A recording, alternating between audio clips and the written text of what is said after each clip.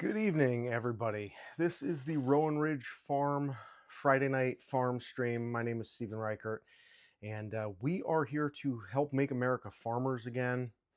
And in tonight's live stream, I am, well, let's say excited.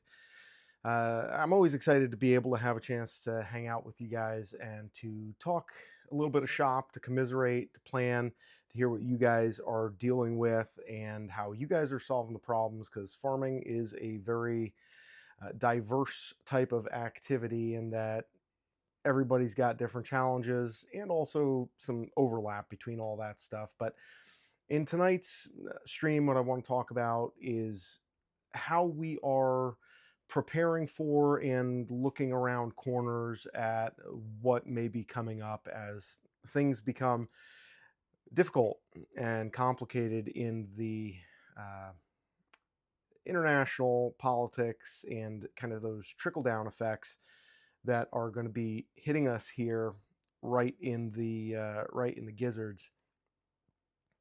And so, of course, I want to share with you a little bit about some of the recent adventures I've had on the farm here and some of the things that I've been thinking about. And yeah, World War III is upon us, and we're all kind of trying to figure it out, I sense, at least in terms of personal life and finances. And then there's the farming component, because as a small farmer, I don't have a ton of financial momentum behind me. And so everything that I'm doing is kind of based on kind of short term seasonal profits and investments that are going, it's very touch and go. I don't have a tremendous amount of industry and momentum behind me. So I kind of have to play it each season as it comes. And ironically, that's kind of what I've been doing, I feel like, since I started out here. And we are in Western New Hampshire, the live free or die state, where it is anything but live free, at least financially, because the powers that be here certainly do us, well, they do poorly in terms of living up to the state motto, because the town actually that I live in Western New Hampshire is literally the highest taxed town in the entire state of New Hampshire. Not number two, number one in all of the taxes in all of the state of New Hampshire. And so, yeah, that's a little bit of what we're going through here. And tonight, just talking a little bit about farming on a shoestring, because the whole idea of a regenerative agriculture, which in a lot of ways is sort of just doing things the old-fashioned way. It's become sort of a fad, somewhat of a hip thing to do, at least when you talk to kind of what would you call it, like industrial farmers. The the idea of regenerative ag, pastured pork, it's all kind of like greasy kid stuff that is for hipster doofuses. Notice the glasses, so you're probably in the right place if you're interested in that kind of thing. But honestly, we are approaching a point now where the cost of fuel is going up, and that is going to have an impact on what we're doing, because fuel is not just running machines, fuel is also bringing everything to us. And then to compound that is the fact that a substantial amount of the fertilizer that goes into growing most of the grains and the things that are incorporated into the feed that our animals eat, a lot of that stuff has to pass through the Persian Gulf, Strait of Hormuz specifically, where all of the geopolitical problems of this day and age seem to be concentrated and focused. So this is going to set us up for an interesting time, an interesting challenge. And I've made a couple of videos recently about that.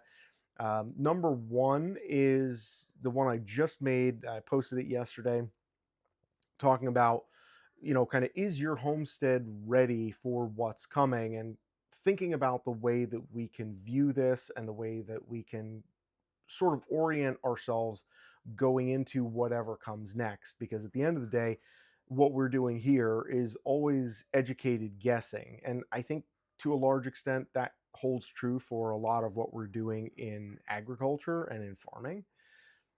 we kind of take, this is what happened last season, this is what went wrong, this is what needs to change. We try to put out some of those fires, and then there's different things that need to be fixed and changed, and it's always this give and take. It's a process. And when we're looking at instability in the world around us, on one hand, that is something that is very concerning because the bottom could fall out. And to be fair, the bottom has already been about to fall out probably since before I started my journey in farming, which was officially kicked off in 2021. So the bottom was about to fall out for a while before then. It's just when crises like this erupt, when we go to war. And again, we can debate about whether or not this is a war or a conflict and whether the semantics really matter that much. Obviously, if people are getting killed like it's a war, and it's increasing the costs of goods like it's a war, and the people who are on the receiving end of these munitions, if they feel like it's a war, then it doesn't really matter to me too much what our leadership calls it, because if it walks like a duck, quacks like a duck, probably a duck. And looking at a lot of the stuff that has been coming across my feed recently, there's a decent amount of this that has been focused on preparedness.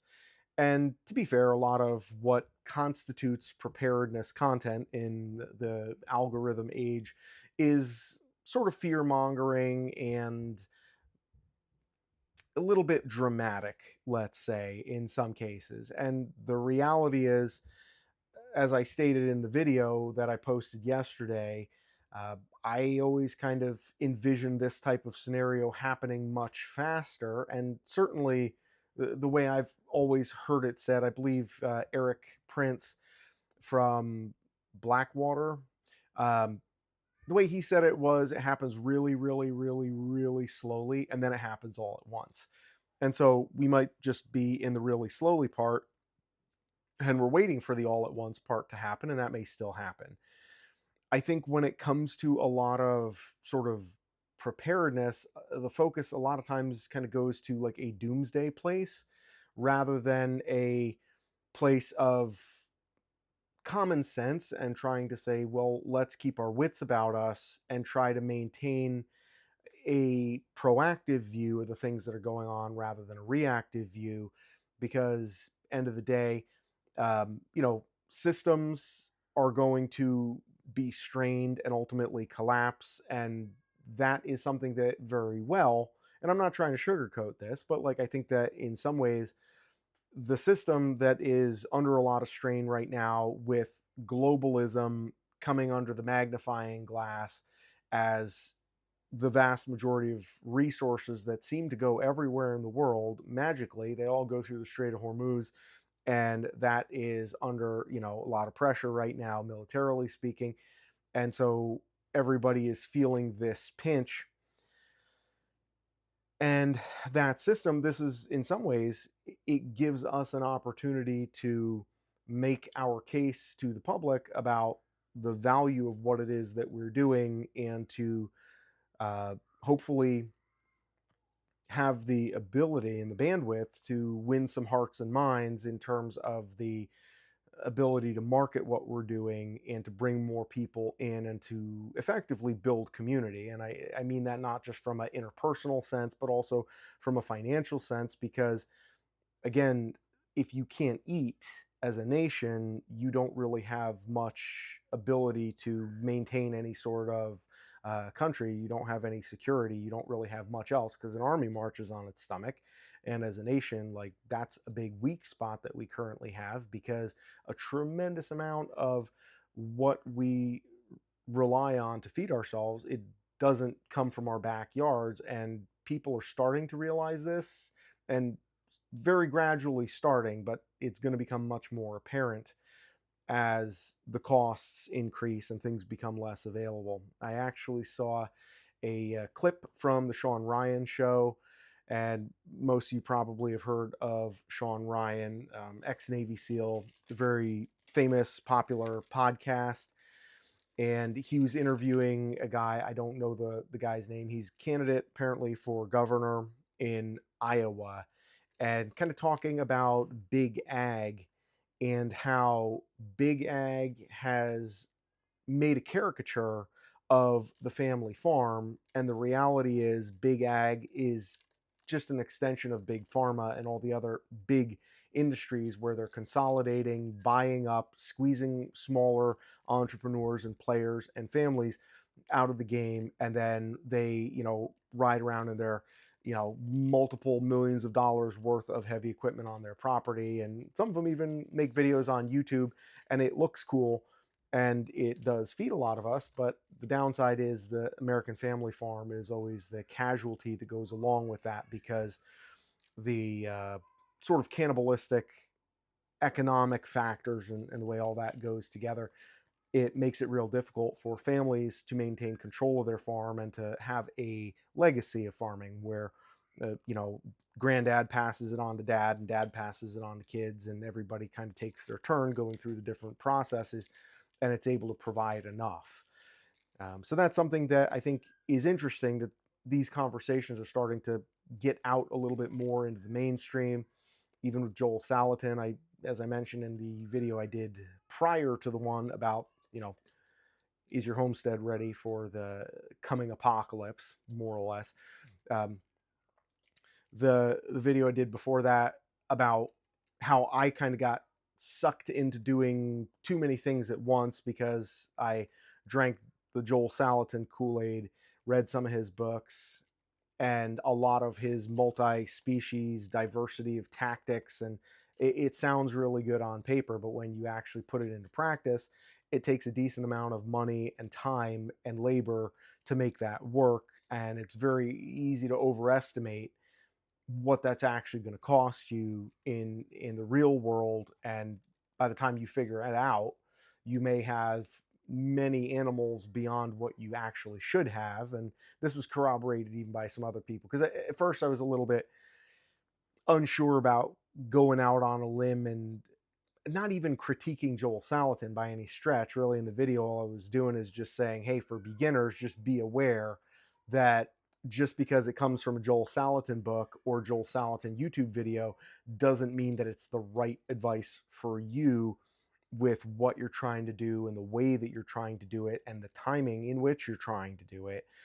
So, buyer beware type of thing. And had other folks comment on that and indicate that they had been in similar situations where they kind of got in over their head, just drinking the Kool-Aid of Joel Salatin's ideas. And then once you have these animals, and by the time you realize that, okay, I'm in over my head, then it's a lot harder to get out, and you can really set yourself back a long ways. So one of the things that I have been doing here, and it is, of course, mud season. We're right in the middle of mud season in Western New Hampshire. And the first thing that I'm doing always this time of year is getting electric fences in order, going around and seeing what kind of damage was done by the snow. And that means some of the fences are down, they need to just be put back up. Some of them need to be tightened a little bit, some of them break. But for the most part, my electric fences made it through.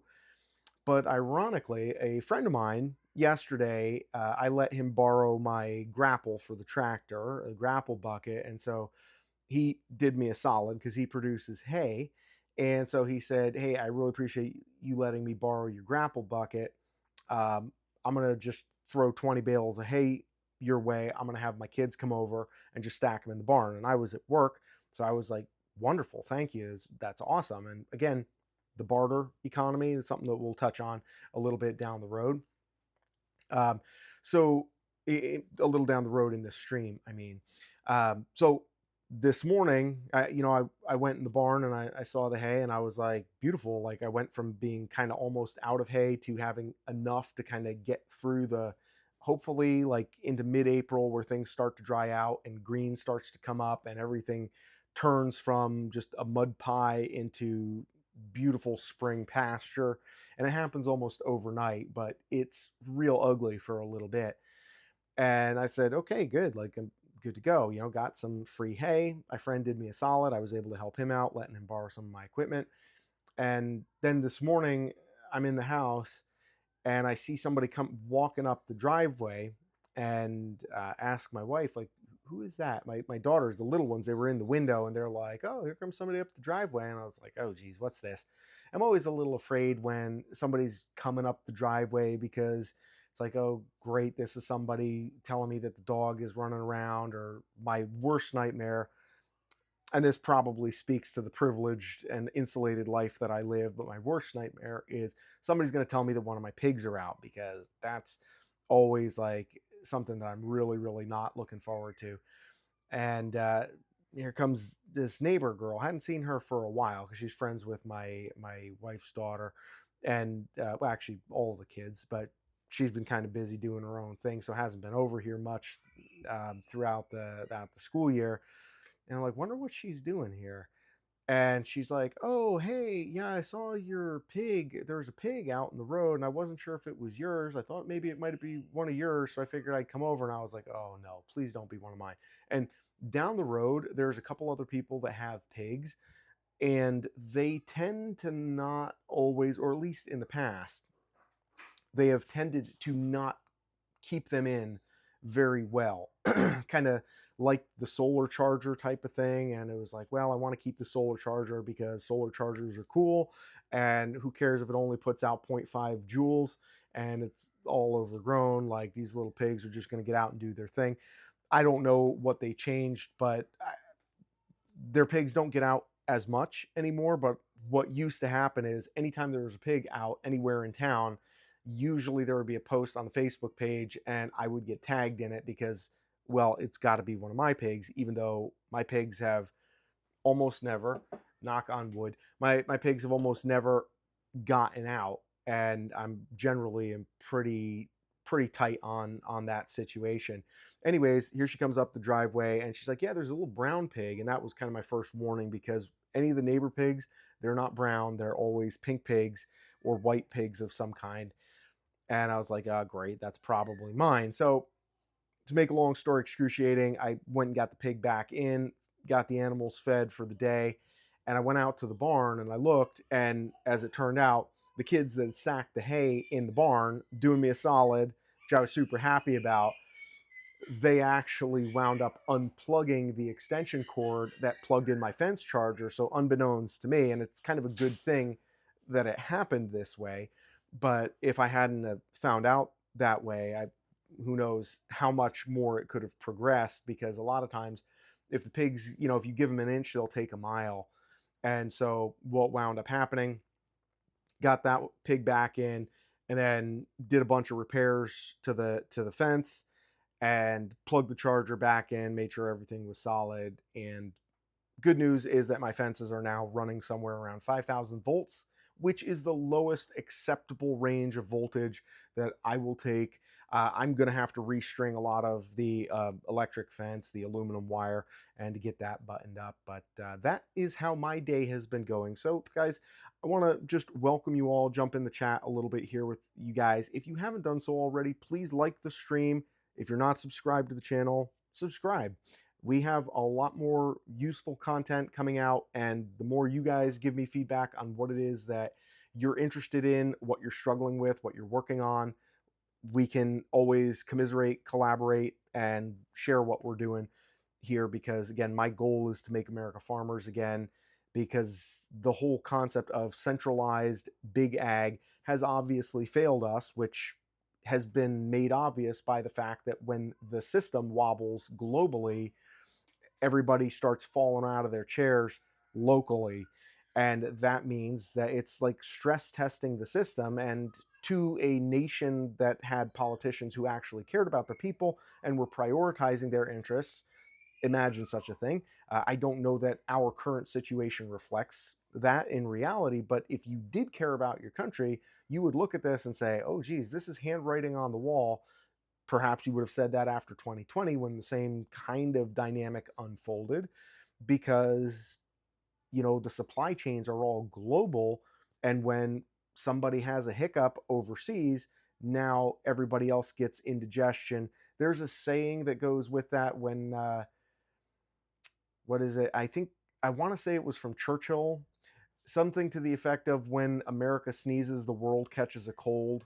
But it's kind of inverted at this point, where when the global supply chain sneezes, America gets a cold, something along those lines. And it's unfortunate in one sense because it's shining a spotlight on the problem. But if we are involving ourselves to whatever extent in farming, and I'm not trying to sugarcoat the topic because, on one hand, being positive about this, like we do have the opportunity to offer an alternative to the system that is wobbling and probably going to falter. Now, I would love to be wrong because it would be a lot easier to just keep buying grain and buying fuel and having relatively low cost energy available to us for all the things that we're doing. But as that system begins to, flail and flop and flounder, well, we're going to have to think of something else. And on some level, that's not me living in denial. I have 40 pigs in the barn and we got to do something with it. I would love to be able to buy a, solar array that will power everything that I'm doing here and get off grid completely, isolate myself, and just say, hey guys, have a nice life. But that's not realistic. So we're kind of in the game and we got to figure out a way to play it, even when, we're down in the count. So I'm going to jump into the chat here briefly and we'll go from there. Andrew Card asks, is this live or a posted video? Pretty sure this is live. If this is not live, you're either watching much later, like Saturday, or we have bigger problems. But yeah, this should be a live. Excuse me.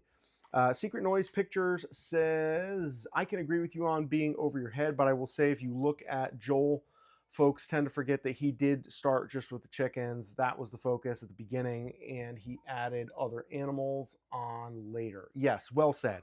And that is a valid point.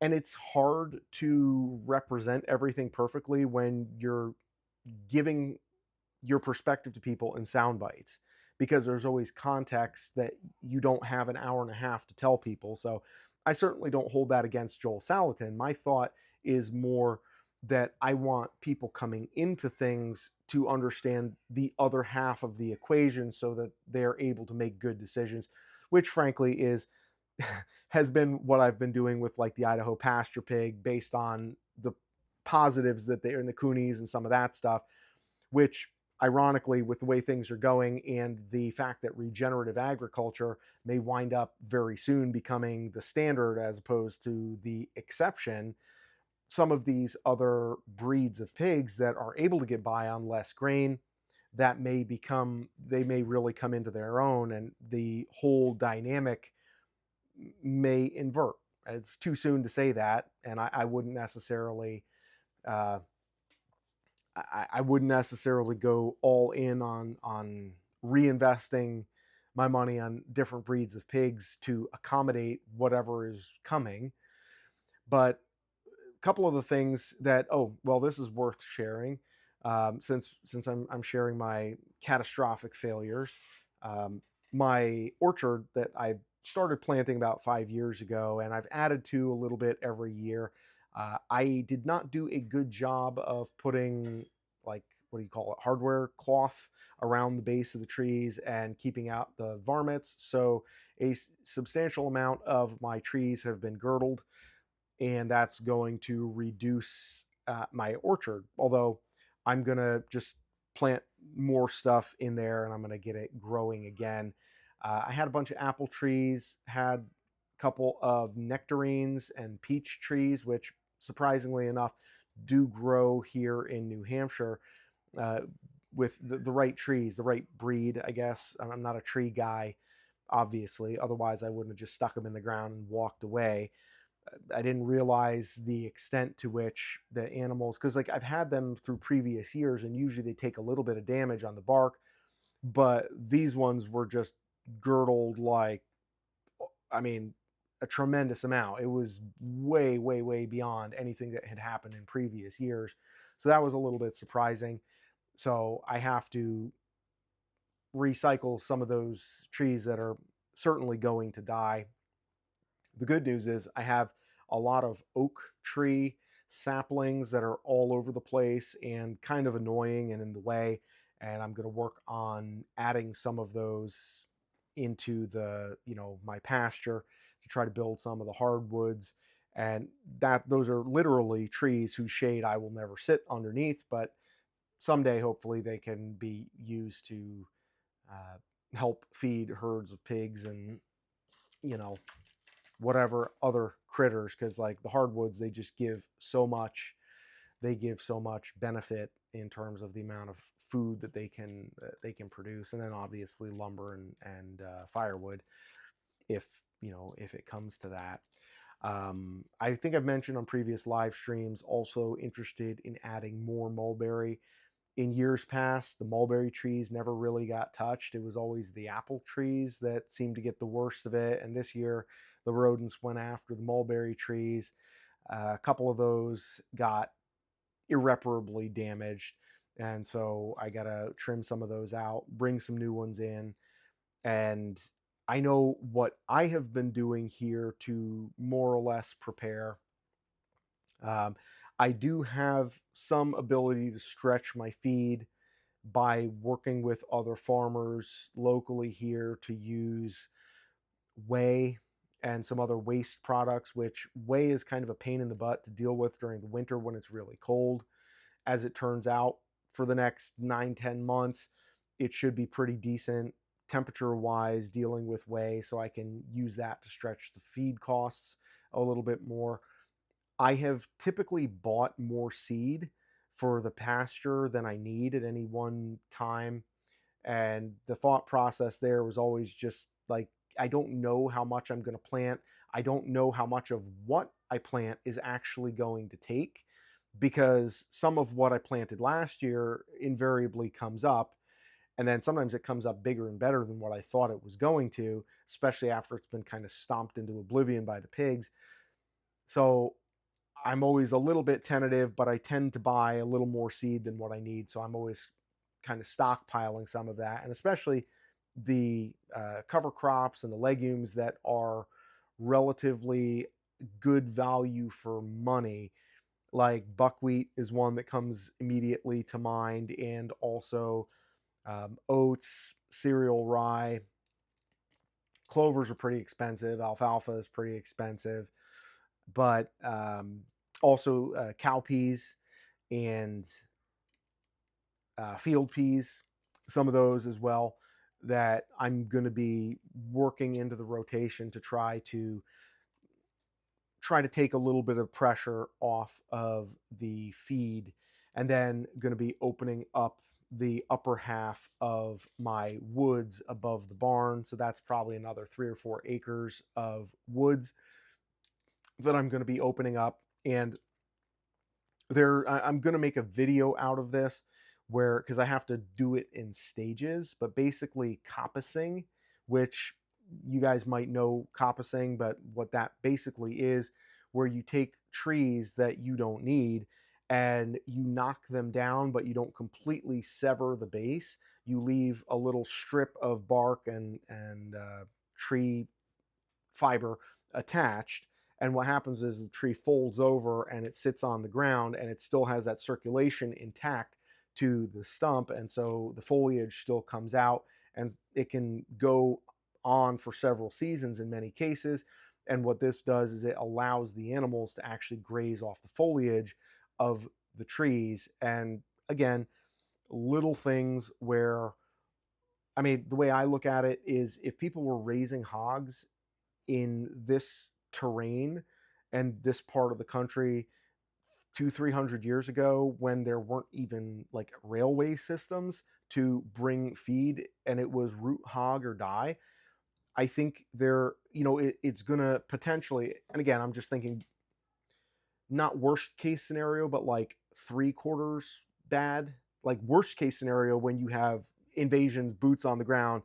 Well, yeah, I mean, it doesn't really matter what you have going on. Even if you have machine gun turrets, they'll fly drones over and just drop stuff on ordnance on your property, and then there you have it. But like anything up to or short of that point, I think that being able to look at the old fashioned way of doing things and say, okay, so maybe the idea of having a pig that goes from, you know, piglet to freezer in 6 or 7 months, Maybe that is not entirely realistic. So what we have to do is start getting used to an idea where we're planting corn to finish the animals in the fall, or planting whatever crops that, grains that are going to be able to yield decent carbohydrate and nutrients for the animals. And it's going to be a trial and error thing if it comes to that.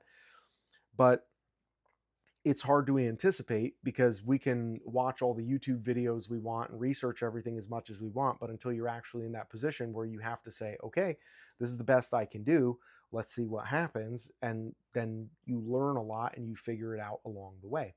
And ironically, well, I forget what his name is. Is I'm not going to try to butcher his name. The gentleman from Fear Not Farm, who was on here, we were actually kind of going back and forth a little bit in the comments to that video about "Is your homestead ready for the apocalypse?" That title. It is linked down below. And guys, if you haven't done so already, please like this stream so we can get it out to more people. We want to make America farmers again, and subscribe to the channel because that's how we're going to build this community a little bit at a time. Sorry, tripped over my own words there. But we were going back and forth talking about preparedness, and he was saying to me that his strategy was basically investing in commodities, getting rice and beans, and kind of hunkering down for whatever's coming.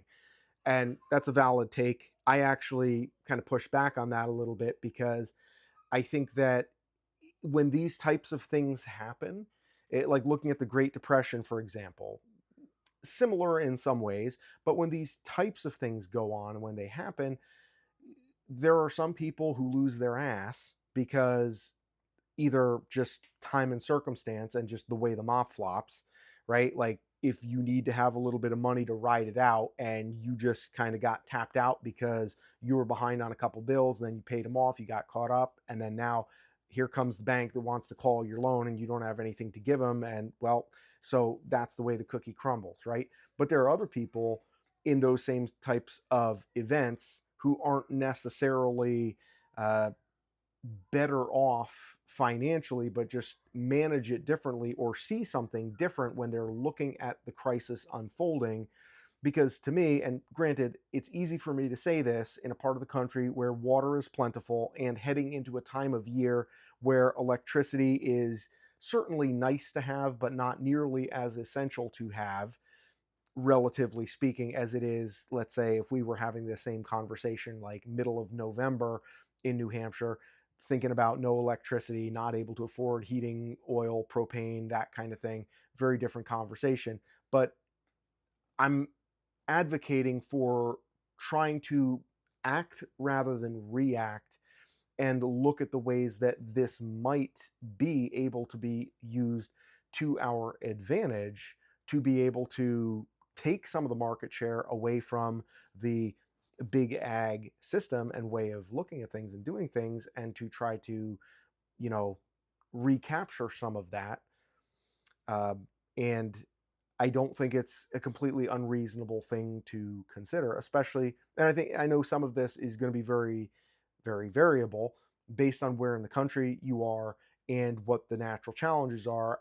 Fear Not Farms, they are down in Texas, and so, or Oklahoma. I'm sorry, I always forget that. So forgive me. I get that wrong every time. Blue Wagon, you guys are in Texas, if I'm not mistaken, and Fear Not is in Oklahoma, right? I think I got that. Um, but either way, in that part of the world, in the South and Southwest, water is a lot more scarce. And so that's a big limiting factor. Up here, the short growing season is a limiting factor, but everything is pretty comfortable aside from the occasional drought that we'll have. But generally speaking, the growing season, everything wants to grow and it's pretty decent. But then when you get into the winter, a winter like we had this year, like this winter, part of the reason why I am currently reeling financially is because we had a lot of below zero. Hey, Fear Not Farm, there you are. Good to see you here. Yeah, we had a real stout winter here with a lot of days and nights below zero. And that complicates the management of everything that you're doing, specifically livestock with water, because you got to be out there every single day and they got to be drinking. And when you have just pigs that are growing and putting on weight to go to the freezer, not as big of a deal because you can just, hey, go out in the pasture and grab yourself a bite of snow for your troubles if you're thirsty. And they don't really get that thirsty, and they're not working up much of a thirst or a, I was going to say working up a sweat, but as you probably know, pigs don't sweat. But there's not really that much consumption of fluids when it's really cold for just your general feeder pigs. But when you're farrowing pigs and they're lactating and nursing, it's a whole different ball of wax. And so, and I'm going to be doing a video summarizing some of the things that I learned from my farrowing debacle that happened this winter. I lost an ungodly amount of piglets that really set me back financially. Big morale, kick in the shorts, you know, and a lot of that came down to, like, when you really boil it down, a lot of that could have been resolved if there was plentiful access to flowing water. But my own mismanagement of my setup and the logistics with the water and the time that I had to put in, it really it bit me in the butt. And it's sad, you know, because that money could have been invested into seed or porta huts or feed or any number of things. And now I am figuring out a way, again, hence the title of this stream, to farm on a shoestring and to stretch that dollar. And as much as the current conflict is a consideration in this ethos in farming, there's an element of this that has been in my mind very much so since 2021 when I started doing all of this, because I have always been working off the farm because that's what pays my mortgage. That's what pays for, you know, the stuff that we need, vehicles and all of that. And the farm has just been slowly growing to the point where any profits from the farm get reinvested in farm infrastructure, but it has always been a very slow growth. And so the ability to, you know, eke out just a little bit of profit is always contingent on your ability to be cheap, which is why I made that video about don't be cheap, because sometimes being cheap, it actually allows you to stretch that dollar. And then there's a lot of other times where being cheap actually bites you in the butt and you're like, man, I wish I had just not been cheap, because if I had paid somebody to do this, I would have saved myself a bunch of time and everything would have gone out, you know, turned out a lot better. I see we got some new folks in here. Again, if you're just coming in, like the stream, subscribe to the channel. We are making America farmers again. We want you involved in this. And Mr. Lightfoot, good to see you in here as well. I was thinking as I was setting up, I wanted to give you a shout out specifically. Again, I am so happy with the light that you gave me when you came to the Homestead Pigs 101 class the other week. So absolutely fantastic light. This is any of the visual quality that you see in terms of how things are represented here in my porch, because this is not actually a studio. This is my porch, but at least for the time being, this is my porch. Eventually, I'm gonna someday maybe have a studio or set up a, if I can get set up in the barn, that would really be pretty cool. That's what I'd love to do. But yeah, this thing is super nice. And I'm gonna get a couple more lights and really try to dial in what we're doing here and make it look a little bit better, a little bit at a time. But yeah, super grateful. Thank you for that. And let me jump in the chat here for a second. Fear Not Farm says Central Oklahoma, whether or not water is scarce depends on the month. But for real, last year we had like 60 inches of rain. This year we might not get 30. You never know. Oof. Yeah, that's rough. And frankly, I am not a long-time native to New Hampshire. I've been here since 2021, but I've lived in the Northeast for the better part of my life. And because I lived in upstate New York for many years growing up, that's where I was born. And I only came out here in 2021 to New Hampshire, moved north and east. And ironically, it's not at all the same weather-wise, because like upstate New York is just far enough west where you get like the Canadian high pressure in the summer where it gets hot and humid, and then it thunderstorms, and then that Canadian high pressure comes down from the Great Lakes and dries everything out for a couple of days, and then it just repeats. But you always have nice days, low humidity, and decent weather mixed in. Up here, it seems like the entirety of the summer, just it's hot and humid, and it'll be hot and humid, and then you don't get any rain. Like last summer, the pond was, I could almost stand in the deepest part of the pond, which in previous years, the shallowest or the deepest part of the pond was like 6, 8 feet deep. And last year we just got completely dried out. So yeah, there's definitely some variability there with the weather, although still, central Oklahoma, that's a different level of it. I won't try to compare New Hampshire water issues and contingencies with what you guys got going on out there. Northern Lightfoot, our singular channel member, which I want to point out, guys, that channel memberships are open for, I think it's $2.99. You guys can become a channel member, and then you guys get early access to the videos that I publish. And as we grow our channel membership a little bit, I'm going to start doing special things just for the members. And members are always going to get priority in terms of, questions that you have, videos that I might make for, things that you guys are talking about. And when we get merch, and I'm working on a couple of books and video courses and different things like that, different deliverables, all that stuff is always going to go to the members for free and first before everybody else. And frankly, it helps me be able to put more time into what I'm doing here on the channel. Our channel has grown to over 1,100 subscribers, which if you just got here, subscribe to the channel, join the 1,100 and change. Let's get to 1,200. That would be awesome, because more people, more eyes on this problem, more people talking about it and interacting with these realities of what's going on with our food system is really, really critical. It's really, really important. And we need numbers. And I don't just mean, I'm not talking about YouTube when I'm saying that. Like, we need numbers in terms of people who are doing this stuff and involved in this stuff, because, and this might be smooth brain logic here. I have been accused of smooth brain logic in my time. So you can give me your feedback and assessment on that. But the people that came to this country, they came with a lot less than what we already have. And they were able to make things work with a lot less.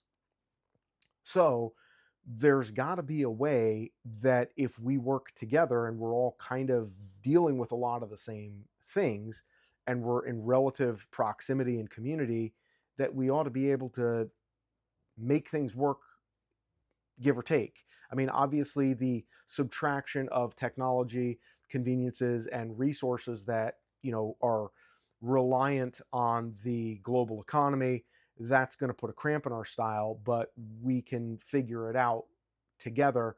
And I tend to think, and I'm not trying to, I know a lot of this conversation or this monologue has kind of gone in the direction of worst case scenario, doomsday type of thing. But what I am anticipating is that when you have areas with greater community and collaboration, you're going to have better, better success, right? It's not a matter necessarily of having the right recipes for everything or having the perfect preps. It's a matter of having people working together who can trade goods and services, so that when dollars aren't working so well because they're kind of broken, which is kind of, not far from what's going on. I am tempted to referee this dispute that's going on. I have, what was it? Chris Heitzstuman said, fratricide, something along those lines. Sounds like it's taking place. I hear my wife coming down the stairs, so I'm going to let it play out. Secret Noise Pictures, welcome to Homesteader. Yes, awesome. Thanks, man. Much appreciated. And we have a new member here. And once, I actually am a member on another channel, and one of the things that I noticed when they're doing live streams, I'm always like, if I'm on another channel's live stream where I'm not a member, I'm like, it bothers me that like my name isn't in green. It's very nice where it's like you stand out. You can always see your messages because you're highlighted in green there. So yeah, thank you, man. I appreciate that. And memberships just help us keep doing what we're doing and build this community and what we got moving forward here. I'm going to take a sip, a little parched.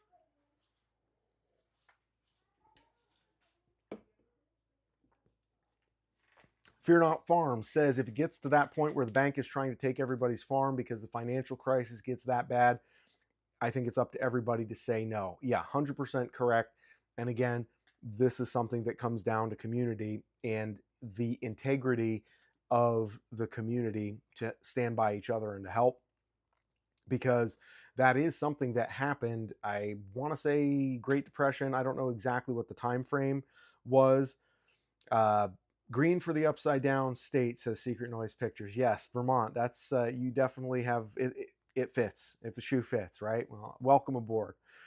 Um, yeah, I know. I want to say it was during the Great Depression that they did that, or maybe it was where they the guy who bought it then sold it back to the farmer that the bank took it from, sold it back to him for $1, something like that.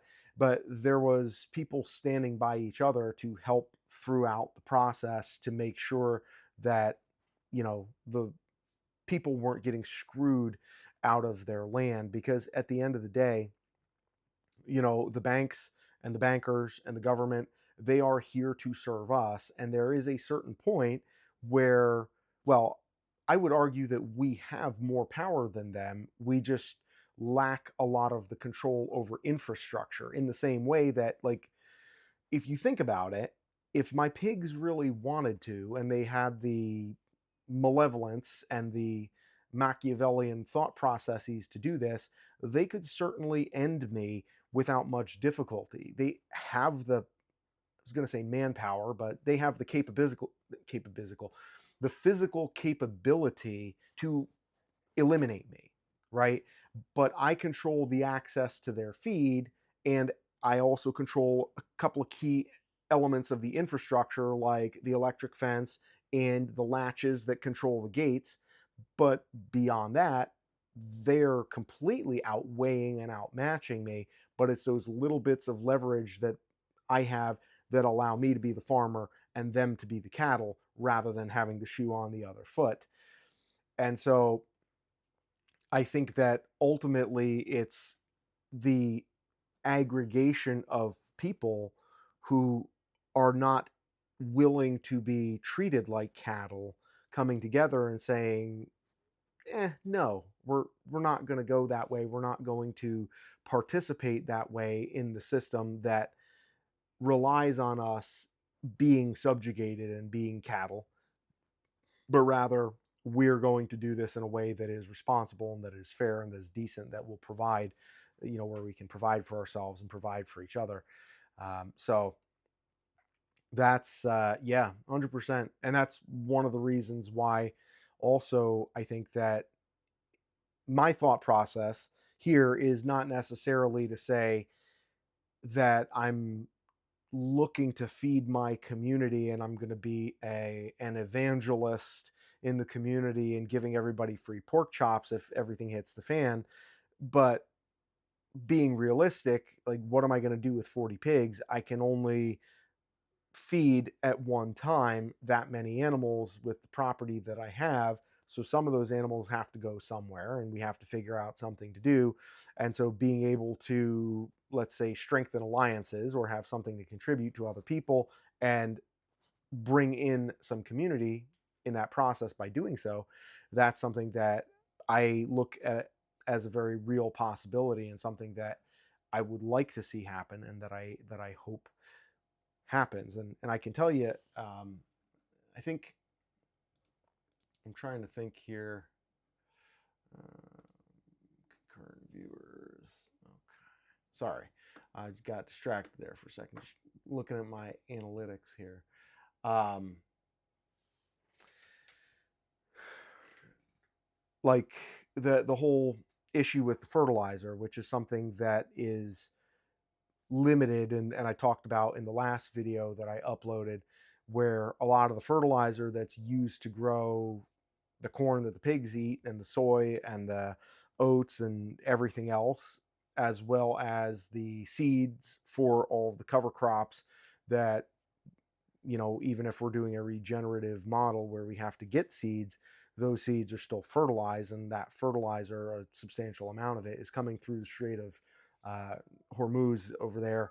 And so the cost of that is going to subsequently increase at some point, because like Russia, China, and a bunch of Middle Eastern Gulf states are very involved, and they are involved with producing the majority of the fertilizer that we use over here. So that's going to disrupt things at some point. We might have a little bit of leeway right now, but it's still in the works. And so that means that we have to learn how to uh, adapt and fertilize. And I was kind of laughing to myself a little bit while I was thinking of this, because my fertilization is happening right now. As long as my electric fence continues to work and stays plugged in, then that's going to be, the pigs are going to take care of a lot of that for me, and I don't really have to worry about it. And then I have everything that was left in the barn, or that was cleaned out of the barn this past winter, that is going to be providing me with a substantial amount of fertilizer as well. And the question is, what do I want to plant? Where am I going to put it? I actually have, where do they go? I had cabbage seeds around here. Well, you're going to have to take my word for it, because I can't put my hands on them right now. They're not within arm's length. But I bought a bunch of cabbage seeds last year, and I wound up getting more focused on cover crops and trying to finish out some pigs that I had that were getting ready to go to the butcher. So I kind of let the cabbage take a back seat, and as it happens here, the growing season just goes by in a blink of an eye, and before you're looking at it, it's like, well, it's September, I guess we're going to wait for next year for that. But this year I am going to grow some cabbage, if nothing else because I need to do something with all the compost that I have. I need to spread it out, I need to make it useful, and rather than just having it sit there and kind of look like a disaster, I'll at least start growing some vegetables. And predominantly I'm going to focus on stuff that can store reasonably well. I like cabbage anyways, but cabbage is hard to go wrong with. uh, and we'll work on it. We'll work on it that way. I have a 50-pound bag of salt. uh, I'm going to be doing some experimentation with salt curing meat, just because I want to. I've wanted to for a while. This isn't necessarily a survival strategy, but if you think about it, they managed to store meat without refrigeration for hundreds of years. There's probably something to that. So wouldn't hurt to know how to do that. Also, um, I'm just interested in doing. I always liked the old-fashioned way. Some of you may know, I am a ham radio operator, and I was licensed at, I was able to copy, Morse code at over 20 words a minute, which was a fairly high level, not like insanely elite, but the pretty, I liked Morse code. When I got into ham radio, the thing that I liked tube radios that glow in the dark, and hammering out Morse code on wire antennas. There's a certain romance to doing things the old fashioned way. And I think, if nothing else, having that skill in your back pocket where you can not let meat go to waste if you have to liquidate some of your animals, and using salt to that end, I think that's a good skill to have. Northern Lightfoot says it grows well this far north. Yeah, I've heard that cabbage is relatively cold hardy, and that you can kind of store it in a root cellar type of thing. So it will grow relatively easily, and it can keep decently well. And so I'm going to try to get some cabbage, and eventually do a little bit of sauerkraut, because that's another thing that I want to.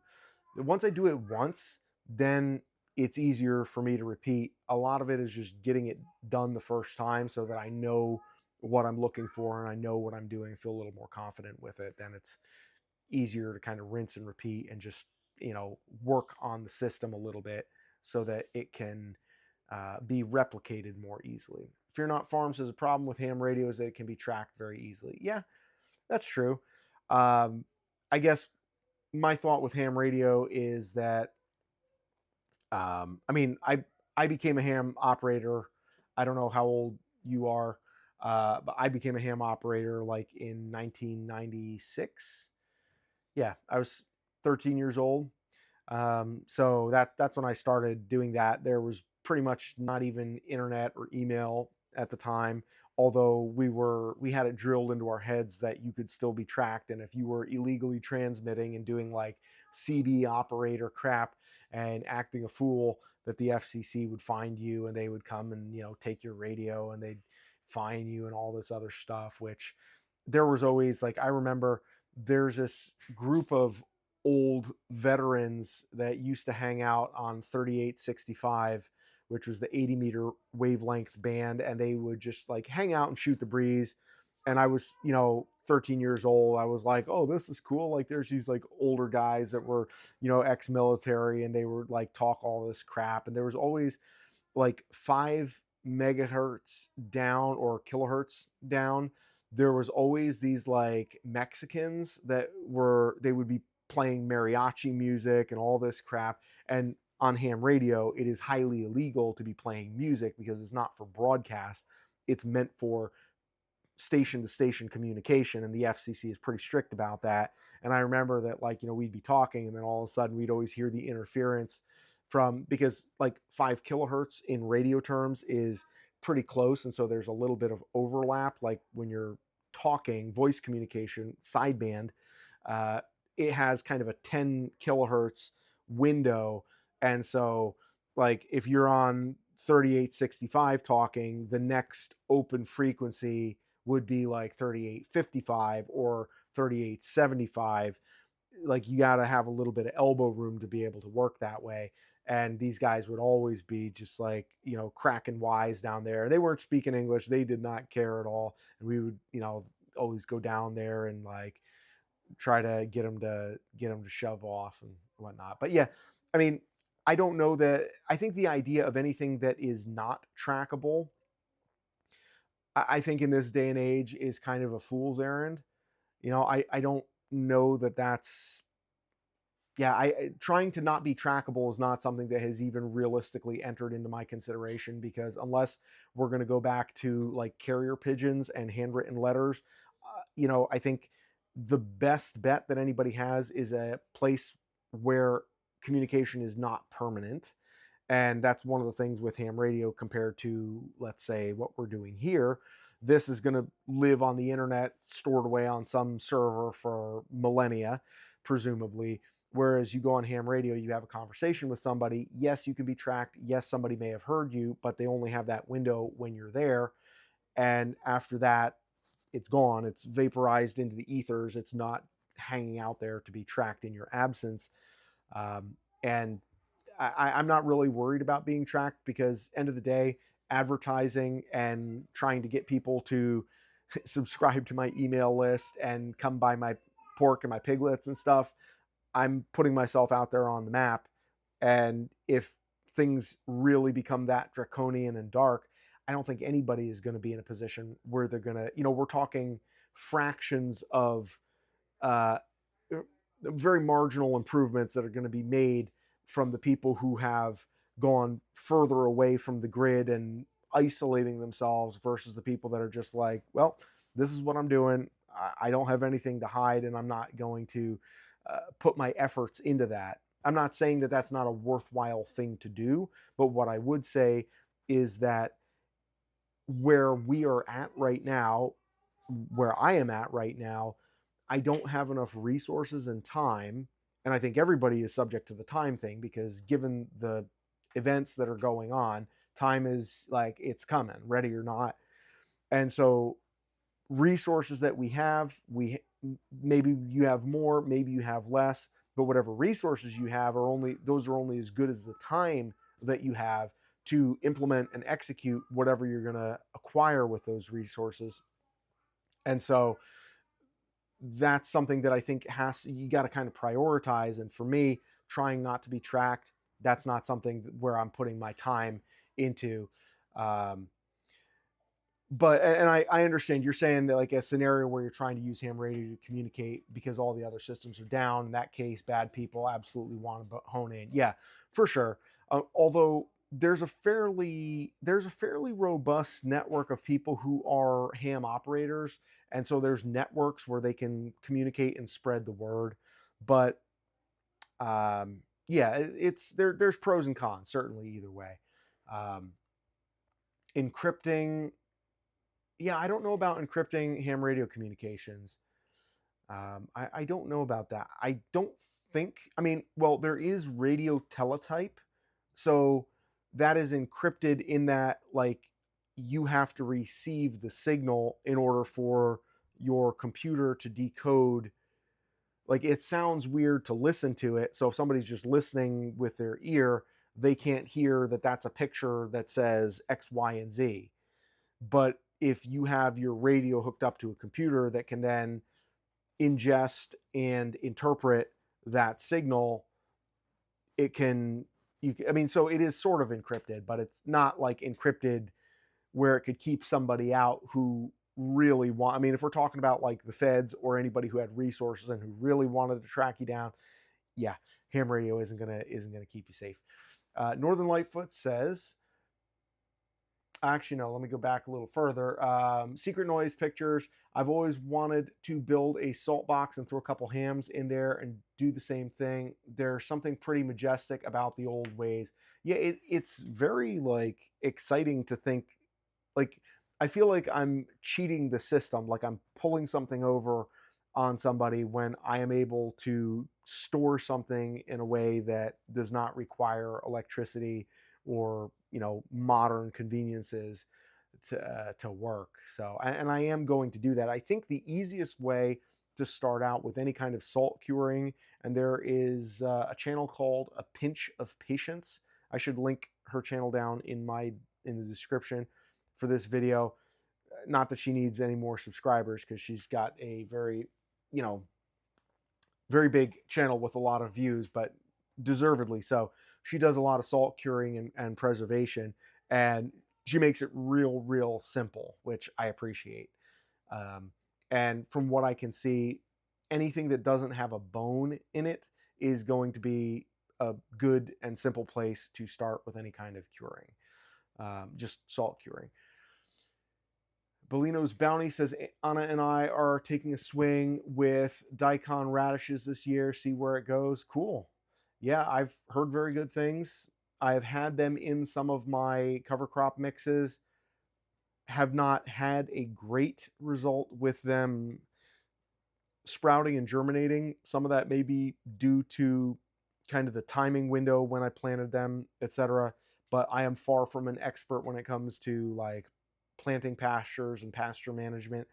I get lucky on a decent amount of it, and then everything else is just learned by doing, Northern Lightfoot says, I want to raise a few pigs. All the hams and shoulders will be cured. Building a smokehouse this year too. Very nice. Pretty much everything but the chops and sirloin will go in salamis.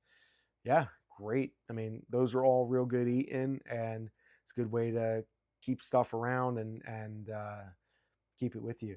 Chris Heitzman says, I think they will record it anyways, the ham radio conversations. Yeah, that could be. I don't know how much.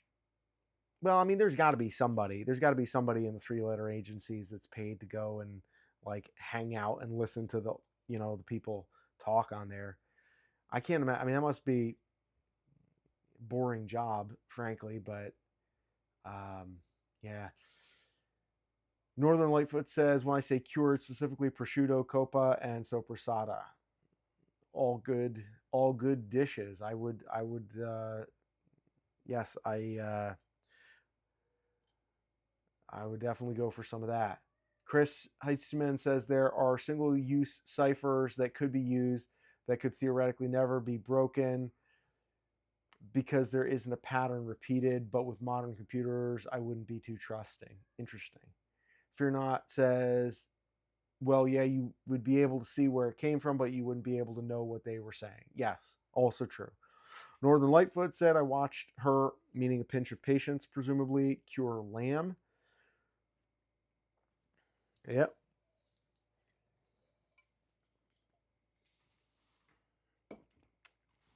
Fear Not Farm says, Trump is already trying to bail out of Iran and says it's up to the rest of the world to clean up the mess if they want oil.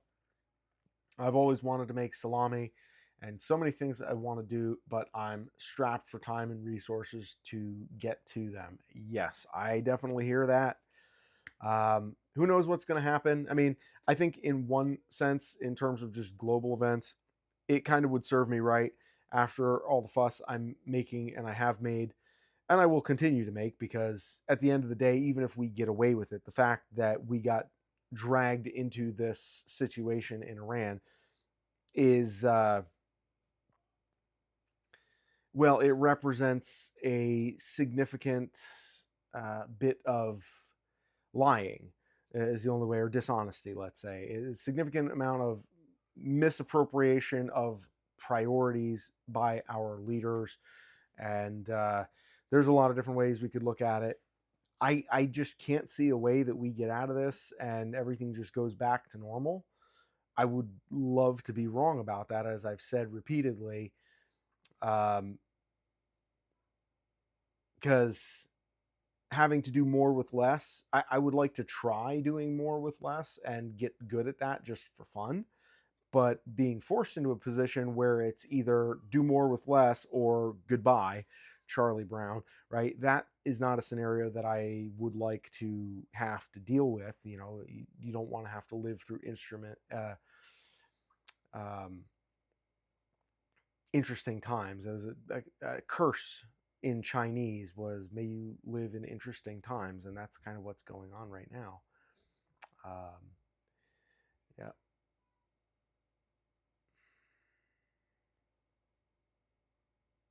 yeah, that's the other thing, is like when you look at this whole situation, there's no appetite for it anywhere. The only ones who are gung ho about it are like Lindsey Graham, Mark Levin, Ben Shapiro, Larry Loomer, the nation state of Israel, and I mean, Trump repeats the line that he's all about it, but like nobody else in the world, none of our allies, nobody in NATO, there really isn't anybody that seems to be even remotely supportive of this. But then the problem is, as far in as we have already gone, how do you bought that ticket, how do you get off of that ride? And even if you do get off the ride, best case scenario, there's still a tremendous amount of damage where, Iran could just say, no thanks, we're going to keep going. Or they could flip the script and put, you know, fees and tolls on anything that's coming our way through the strait, and they could make it a real problem for us. Now, I could be wrong about that. Again, I'm not an international scholar when it comes to geopolitics, but it seems like they've done a pretty good job managing their resources and just the natural logistical lay of the land over there. They have a lot of advantage because they don't necessarily have to win, they just have to not lose. And if they can just maintain what they're doing, like, and also the fact that they're being stood up by China and Russia, it's like the only way we could really realistically make Iran a winnable situation is if we were to also remove Russia and China from the equation, and then it was just a one-on-one or a two-on-one, and it's not, and that's not going to happen. And obviously, the thing that I'm concerned about is, you know, with everything that's going on, this would be a pretty obvious time for one or both of those countries that we are uh, adversarially, you know, connected to or not connected to. This would be the kind of time where it's like if they say, okay, we're going after Taiwan. I mean, what do we do? What's the answer there? Do we say, hey, that's we're gonna get you just as soon as we're finished with these guys. We're coming for you. Like, what are you gonna do? Because we're already spread pretty thin. Um, Northern Lightfoot says, as retired Navy 30 years, they killed my brothers from the month I joined Marine barracks when I was in boot camp. My best friend's son was hit with an Iranian IED, but I don't know how to get out of it. So mixed feelings. Hey, that fair enough. And I don't begrudge, there are people and, a lot of folks from your generation, and which is not that far from my generation, I don't think, but who are a little older than me that are saying, well, Trump was just finishing what they started 47 years ago, give or take, I think is when the whole thing kicked off. But by that same, and this Well, here's the thing. It's going to get a little spicy.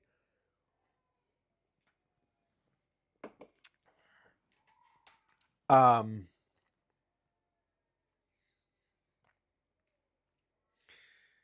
I don't know that there is a way to win a conflict like this, as we saw with what happened in Afghanistan and Iraq.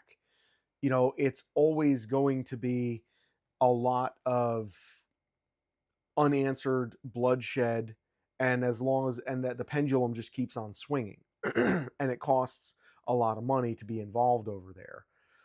The closest thing to a victory, as I see it, and again, easy for me to say because I don't have that kind of personal skin in the game as what you're talking about. So it's easy for me to say, but just from the outside and also the inside, as like an American who's going to be affected by this. Good night, Blue Wagon. Thanks for stopping in.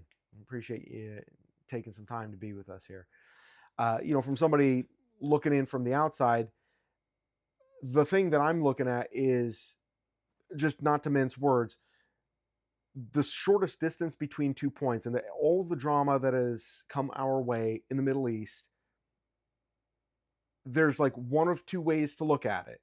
Okay. One is that these countries are all irrational, rabid animals that cannot think, cannot act rationally, cannot do anything that has any sort of, predictability to it, and that they have to be dealt with as rabid animals. Obviously, what that means is, expenditure of munitions, right? Or that they are rational actors, and there's a reason why they're doing the things that they're doing. And if we assume that it's B, that they're not just insane extremists, and yes, there are some insane extremists. There are also insane extremists in terms of like the Christian Zionists and the dispensationalists, who are literally trying to bring about the end of the age with the third temple construction, the red heifer sacrifices. And aside from the fact that it's completely heretical in terms of Christianity, just the idea that they're trying to summon in the end of days, not really a great way to look at things. I mean, it doesn't speak to a very rational, cogent worldview when you're trying to bring about the end of days, that are in both the Israeli and the Jewish camp, and also some of the evangelical Christian side of things as well. But if we look at the Islamic countries around the Middle East that we have had conflict with, and again, this is something that we have never tried, but I wonder about, because the big thing that they all seem to always come back to, they don't like Israel, and they don't like our relationship with Israel as like their big brother. And okay, so Israel has a right to exist, but they don't have any more right to exist than we do or any other country. And so my position is, look, I don't begrudge them the fact that they hit below the belt and that they do a lot of things that I would say probably not entirely ethically stringent. But it's like, look, you gotta, you gouge eyes and hit below the belt. You do what you got to do to survive. But they always have been punching above their weight because they know that they can go start crap with the biggest kid in the schoolyard, because Big Brother, the United States, is always going to be there to back them up and execute on their behalf. And if we decoupled entirely from Israel, number one, it would save us money. Number two, it would put us in a position where we could actually have some goodwill within the Middle East, and we could potentially work with countries like Iran, who, yeah, they chant death to America and everybody talks about that. But like, I mean, people say a lot of stuff. People call, each other names all over the place. But the vast majority of that bad faith and that bad will that we hear about in the Middle East, how much of that comes from the fact that we are in Israel's pocket and we give them the ability to be a really bad neighbor to a lot of the countries that are around them. And whether or not that's a matter of like a critique of Israel as a country as much as it is like it's just, hey, we don't belong there. We don't belong interfering in a region that we are not coupled to and that we're not part of, and that it does not play into our interests to invest that much to be involved over there. We should be the adults in the room and say, okay, you know what? We're going to reach out and try to help Iran get their shit together so that they can, instead of being driven into the arms of countries like Russia and China, say, hey, let's build a bridge so that there's ways that we can collaborate and work together. And in that manner, where we hold Israel accountable and say, look, we're not going to keep bankrolling your operations where you want to go throw crap at all of your neighbors, and then look at us and expect, to take our money out of your bank account so that you can go buy more weapons to continue doing this crap. You guys have to be responsible, clean up your own messes, get it together. And same thing goes for Iran and all these other countries. And maybe that's idealistic and a uh, you know, well, idealism. I'm trying to think of the right word for that. And I know there's a lot of people but the whole thing is, if you look at everything from Osama bin Laden's letter about 9/11, if we're going to assume that that's what actually happened on 9/11, and that's a whole nother conversation that we're not going to have right here at this time, presumably. But I have questions about that whole scenario.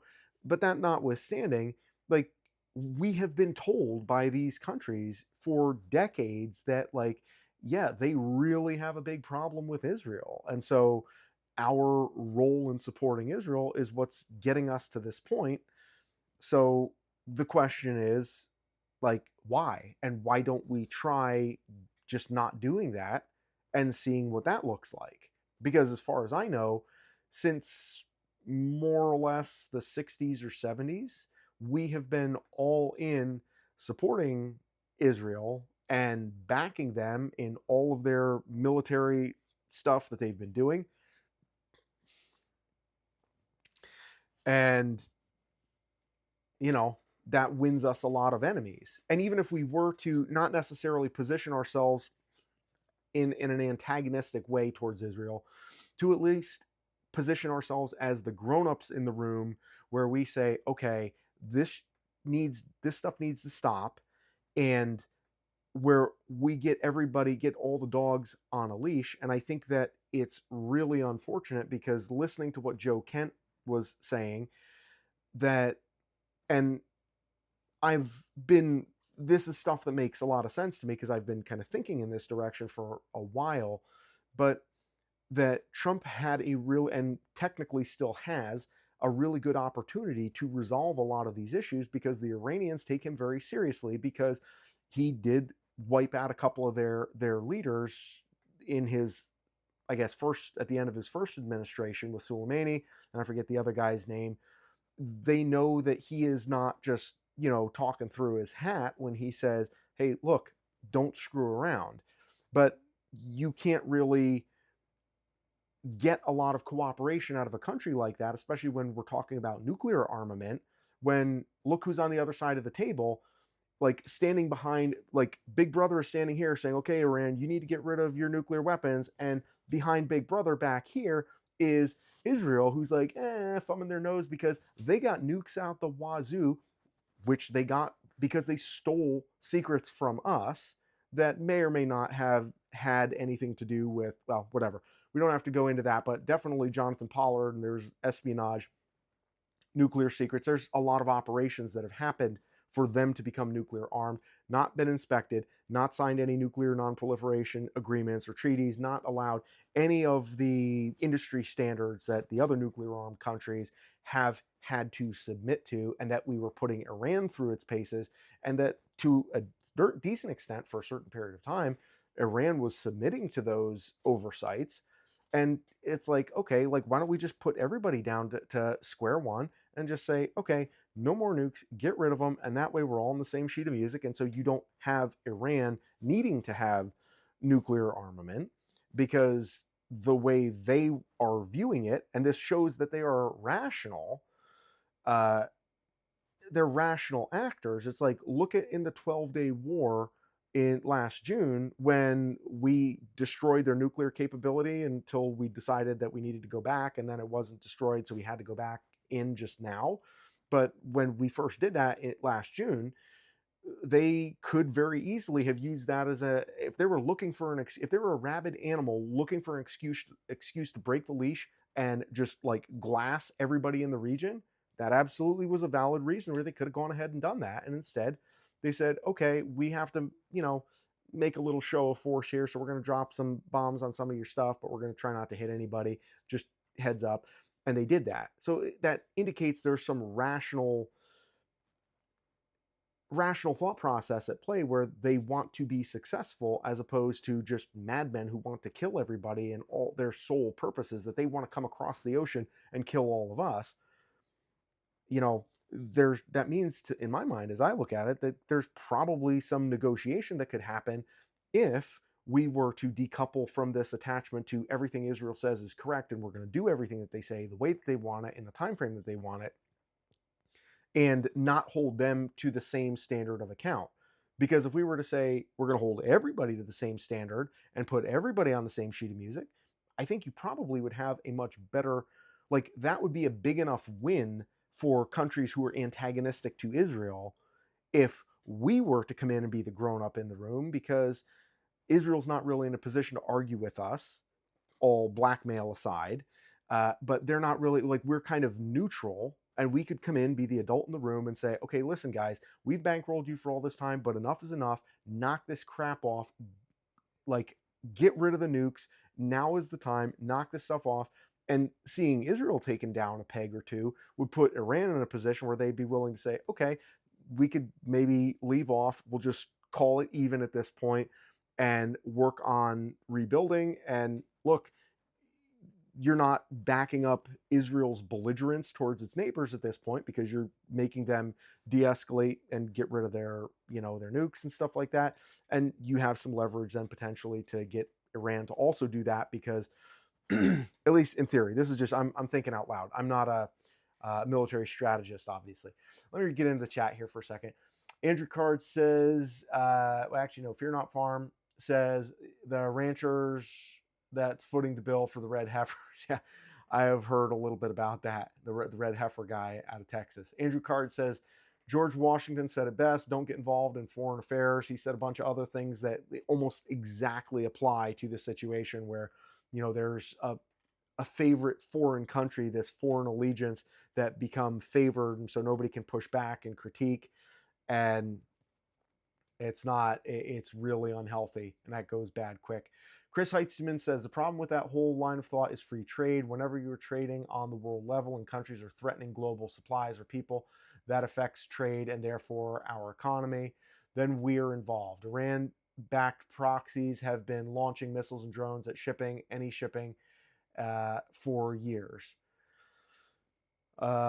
Supporting Israel has also been a historic counter to USSR influence in the region, so there had to be some heavy Cold War implications and history beyond what people look at on the surface level. Yeah, potentially. Yeah, so I'm just processing what you said there, Chris.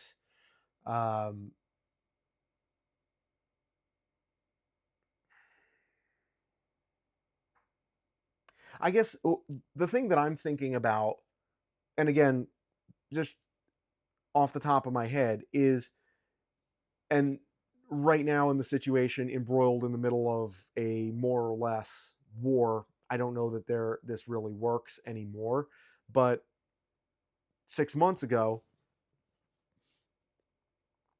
being able to offer something to Iran other than, like, offer more carrot and less stick, because to my knowledge, like, I mean, okay, Obama did the deal where he gave them like pallets of cash, but I don't necessarily think that that's the right answer either. But bringing them into some sort of a beneficial ongoing relationship, not where we're just saying, here's a bunch of money, so shut up and keep everybody cool, but rather bringing them, or attempting to bring them, into some sort of trade alliance where it's to their benefit, an ongoing benefit, to invest in having cooler heads prevailing within the region. And at the same, and there's no way to decouple that, like trying to bring Iran in and offer a little carrot, because you can only offer so much stick to these countries in the Middle East before it's just like, I don't care, hit me again, I'm good at getting hit with a stick, keep on hitting me. And then it gets to a point where there's diminishing return. And I think we reached that point and saw that run out in, the GWAT. And I think that with this here, we've been just going all stick and very little carrot with them. And part of being able to go, like, we've reached a point where we need to kind of switch strategies a little bit. With Israel, we have been all carrot and no stick. Israel needs some stick, and they need stick from us, not stick from the extremists. Although now anybody in the United States who says, hey, maybe we shouldn't go off and send our sons and daughters to die for Israel, now they're a Nazi, like Joe Kent, who served 11 combat tours and lost his wife to, fighting the last war in the Middle East. But now he's a neo-Nazi, according to the Zionist shills that are running their mouth about stuff. And the guy's a pretty straight shooter from everything that I have heard from him, and I've followed his political career and his perspectives long before he was even involved in this Trump administration. And I respect his perspective on this stuff a lot. But end of the day, like, we don't really give Israel much in the way of pushback, and we don't give any of the other countries much in the way of anything to bring them into the fold.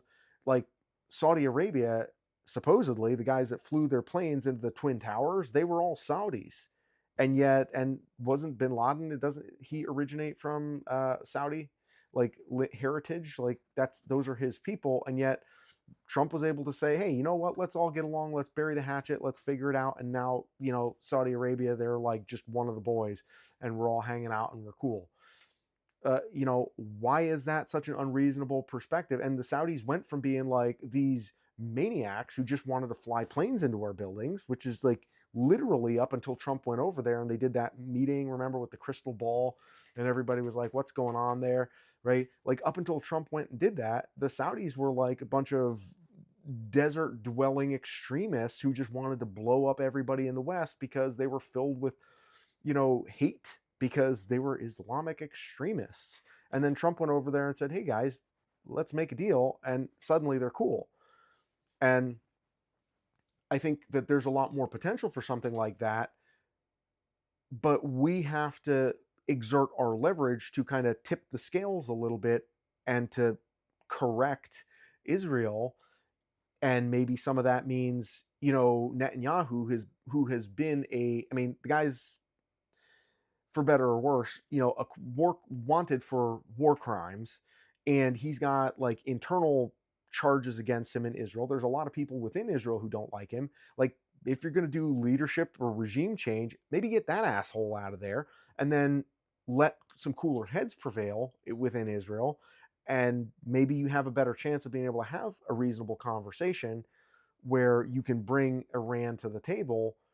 Because Chris, I hear what you're saying, and I don't disagree with a lot of it, but end of the day, like, Iran they're sitting on that choke point, and like, for better or worse, there's a lot of folks in the world that their stuff has to go through that point.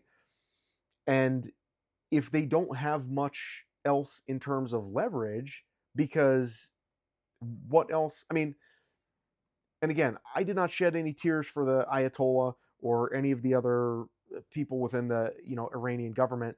I'm not here as a bleeding heart to advocate for them, but my point is just like wargaming this. If I'm in their position, like, what else are you going to do? Like, you're not allowed anywhere else within, you're not in any of the same circles.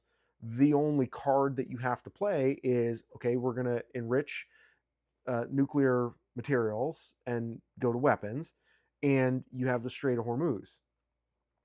And then maybe lastly is we have Russia and China behind us, so look out. So those are the only three cards you have to play.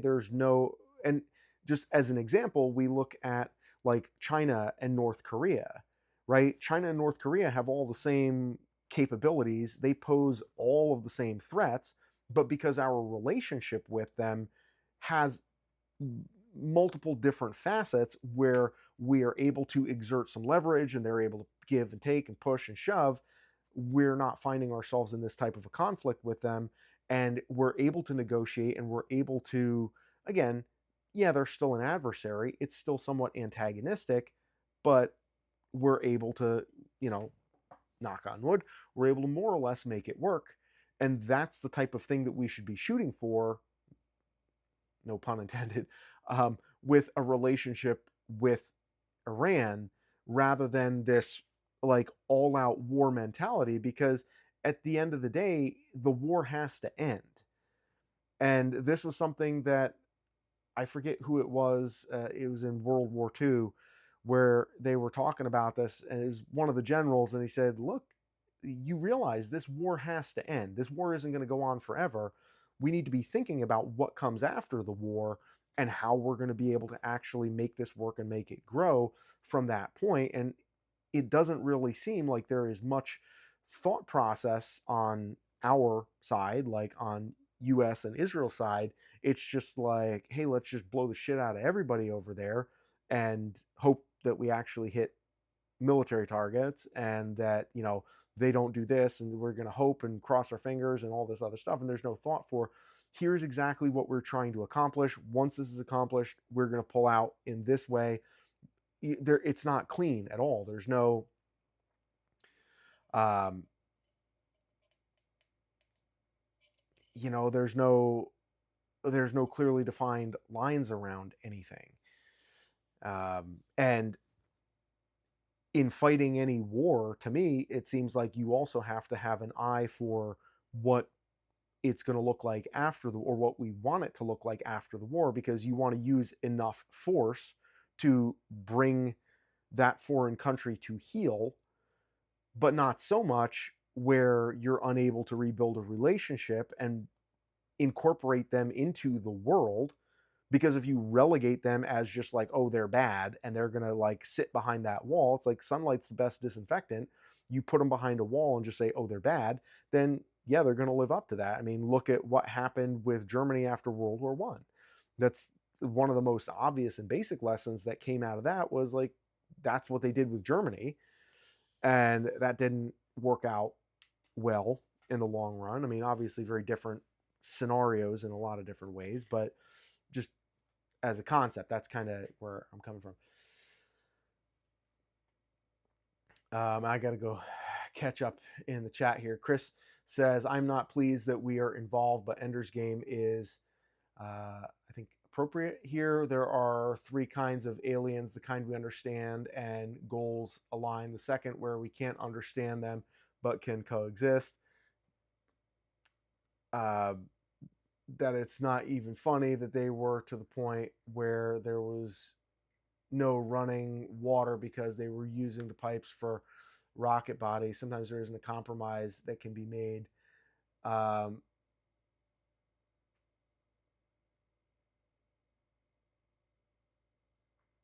Yeah, Chris, I don't know kind of what I'm missing between those two messages there. And I agree that there definitely are times when compromises can't be made. And I don't, again, you'll have to fill me in because I'm missing something, what you're talking about there. Um, I fully agree that there are times when, look, you bought the ticket, you got to take the ride. My concern is that we have put ourselves in that position now where compromise is going to be really hard to get back to that point. All right, so I missed a bunch of messages back here. Northern Lightfoot says, I was anti-Iraq war when I was active duty. I told very senior officers that we're killing people for oil. Never got any pushback because it was true. I'm very anti-Ukraine war as well. That makes two of us. I mean, generally speaking, like foreign aid, unless it's directly, here's the thing. Um, I don't believe in our supporting Israel, but I'm not anti-Israel in that I don't think it's any worse for them to do everything that they can up to the point that they are forced to stop by other countries if it's in their own best interest. Because ultimately, that's how the world works. And so, my interest in saying, hey, Israel, you better get your act together and quit this crap, and we're not giving you any more money, and you guys have to bring something to sweeten the pot and help make this crap stop. Give up some of this, give up some of that, and whatever. I don't know exactly how that would work, but something that is meaningful both in terms of optics and also practically speaking.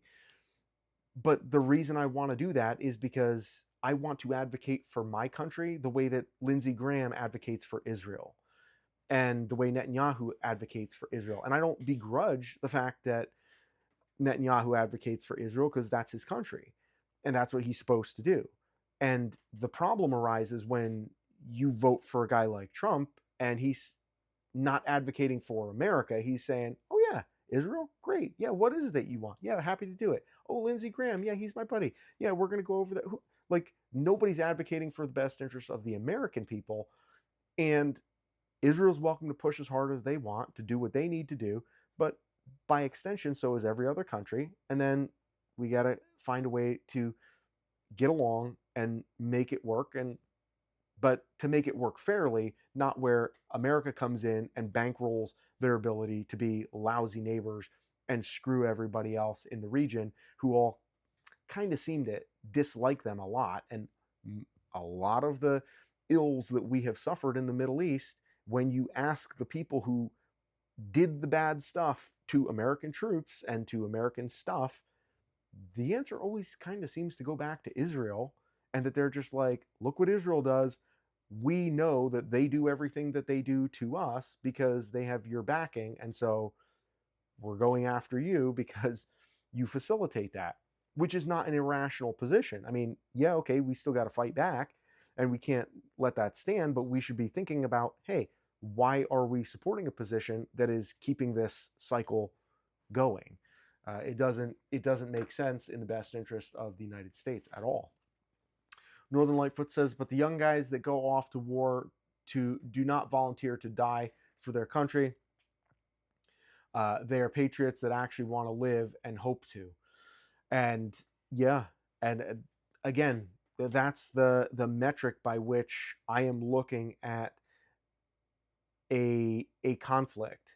It's like, do I think that it is an imminent threat to the point where I would be willing to go off and die and have this fight? Well, if it's 3,000 miles away and they're not trying to launch missiles unprovoked over here, no, I wouldn't. I think there are a lot more diplomatic strategies once we stop protecting Israel from the natural consequences of their own behavior and their own foreign policy and the whole Greater Israel Project. Once you put that in play, there's a lot more diplomatic options that could be exhausted before we go to boots on the ground and putting ourselves in a position that's going to be very, very difficult to get out of gracefully, perhaps even get out of survivably for our economy. Because, I mean, the whole thing that's going on now where Iran's letting ships come through and bring oil out, but they have to pay in Chinese dollars. Like, they're not trying to win the tactical engagement with us. They're giving us the finger because they know that it's going to be a slow bleed, and they know exactly what they're going to do to our economy by doing this. And it's like, these are not rabid dogs. These are people that are relatively rational. They're playing a long game, which means that there was, at least at some point, an opportunity to negotiate. And our fearless leader and Lindsey Graham missed that window.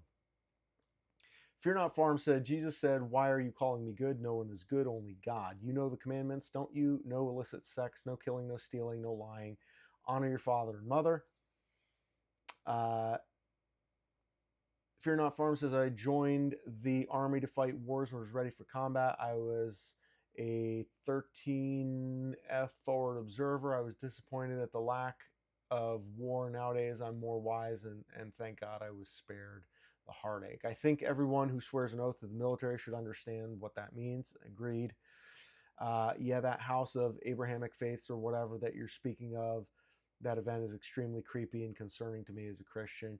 Yeah, I mean, it's funny. I was listening to the Ted Cruz interview that he did with Tucker Carlson because just to me, it's both exasperating and infuriating, also hilarious to hear Ted Cruz like flailing as Tucker is just asking him really simple questions about like what APAC is. Oh, so they're not. They advocate on whose behalf then? What does it stand for? Oh, I just wanted to know. Um, it's hilarious, but at the same time, it's like this guy is a lawmaker in our country, and this is his like he's going to the mat for this foreign country, this nation state, because he believes that his religion tells him to do this, and people are getting killed, money is getting wasted, like there are very real consequences. And part of the thing too is like 20 years from now, the things that are being done right now when Ted Cruz and maybe all of us or some of us may have shuffled off this mortal coil, we're gone and done, but there are going to be echoes of this stuff that keep the blood spilling and the pendulum swinging down the way. It's going to keep going because of this kind of crap, and yet it's like extremism is not a good look for anybody. It's not very productive. Northern Lightfoot says, I agree, you need an exit. We just haven't done it that way in many, many years. Yeah, that is very true. I mean, the other thing that comes to mind is like having a base in Afghanistan would have been really handy if we're going to start like blowing stuff up in Iran. Seems like having, a little bit of that tactical positioning would have been real handy. And it's like if you want to go in, like maybe, I mean, there's no way. Like I'm kind of at a loss because I know there are some people that say that Trump is like an idiot. But like there's no way he can be that dumb that he doesn't realize this. Like I am not a tactician, but like you watch a couple of YouTube videos and you look at a map and you look at some topography and it's just like, "Oh yeah, that's we got to be careful with that." Like maybe let's take a little bit of time. Let's try to get some people on side, get some ally support, maybe take some, talk to the Taliban and offer to, throw in a couple of extra virgins into their, whatever they're doing over there and their thing, sweeten the pot for them a little bit, maybe get back into was it Bagram, and have some ability to maneuver instead of just like literally everything is focused on this one tiny choke point. There's no way that you can, I don't anticipate or see a way that you can do that successfully without it being an absolute massacre for everybody involved. And, you know, I mean, I don't want to see a massacre for anybody involved, but specifically for American troops, like, I don't want to see that happen. And I don't have the stomach for that. There's not even a benefit. I mean, like, hell, if we were talking about invading Greenland, I would say, okay, like, I respect, don't hate the player, hate the game. Fair enough. But at least it's something that could conceivably be construed as being in the best interests of America because we got resources, national security is going to benefit, and Europe needs to give us a little something back after we've given them everything with NATO and the Second World War and whatever. Like, I could see going after Greenland, but like Iran, oh, best case scenario, things go back to a little worse than they already were in the fall. Great. Well, it's a good thing we spent like, $200 billion, or well, we spent somewhere around 30 billion at this point from what they're telling us, and then they're asking for, what is it, 200 billion that they're asking Congress for. It's a lot of money, but there's a lot of money that's going out, and I cannot see any benefit. It's like we are not better off for having done this. Everything that's happened there could have just been avoided if we had told Israel and told Netanyahu, look, dude, too bad. Like, we're keeping our money. Figure out how to defend yourself. Figure out how to make peace with the countries around you. Learn how to negotiate. Stop using us as a crutch. We're not giving you our money. And have a nice day. And see where things go. But things are not going to be, there's literally no situation in which I can conceive of things getting better for Americans as a result of what's going on over there. And for what it's worth, I have nothing against the Iranian people. I believe that the Iranian people, that the regime has been very unkind to them. But at the end of the day, there are many places, many countries in the world where that could reasonably be said of the government that is in control. And we're not going into those places. Like North Korea, haven't heard anything about the little rocket man, right? Remember first term, it was like, oh, Obama said, oh, you're going to start a war with North Korea, and Trump went in there and negotiated with Kim Jong-un and made buddies with him, and then it was just like, what a great negotiator, what a diplomat, what a prince of peace, to borrow the uh, slightly blasphemous euphemism. um, you know, and we haven't heard anything. Like North Korea has been offing people and doing all kinds of horrible stuff, but yet nobody's concerned about liberating that country. At the end of the day, we got to put on our own mask before we go and try to help out other countries. And for what it's worth, um, you know, if we're going to go back and we're going to end the conflicts that were started 40, 50 years ago, again, look at how many people died. U.S. servicemen died on the USS Liberty. If we're going to go back into history, let's look at some of that stuff and look at some of the spying campaigns and the intelligence campaigns that the Israelis waged on the United States, which do not bespeak a state of alliance. They bespeak an adversarial relationship. And maybe we should try to, hammer some of that stuff out too. Or we could just say, hey, look, you know what? That was several presidents ago. Let's take it from where it is. Let's try to make this work. And what concerns do you have? Let's see how we can help. Here are our concerns. Let's see how you can help. You guys are rational. You don't want to make a bigger pain in the ass. Like, let's see if we could work it out. Messages are coming out of order, says Chris Heitzman. That makes sense.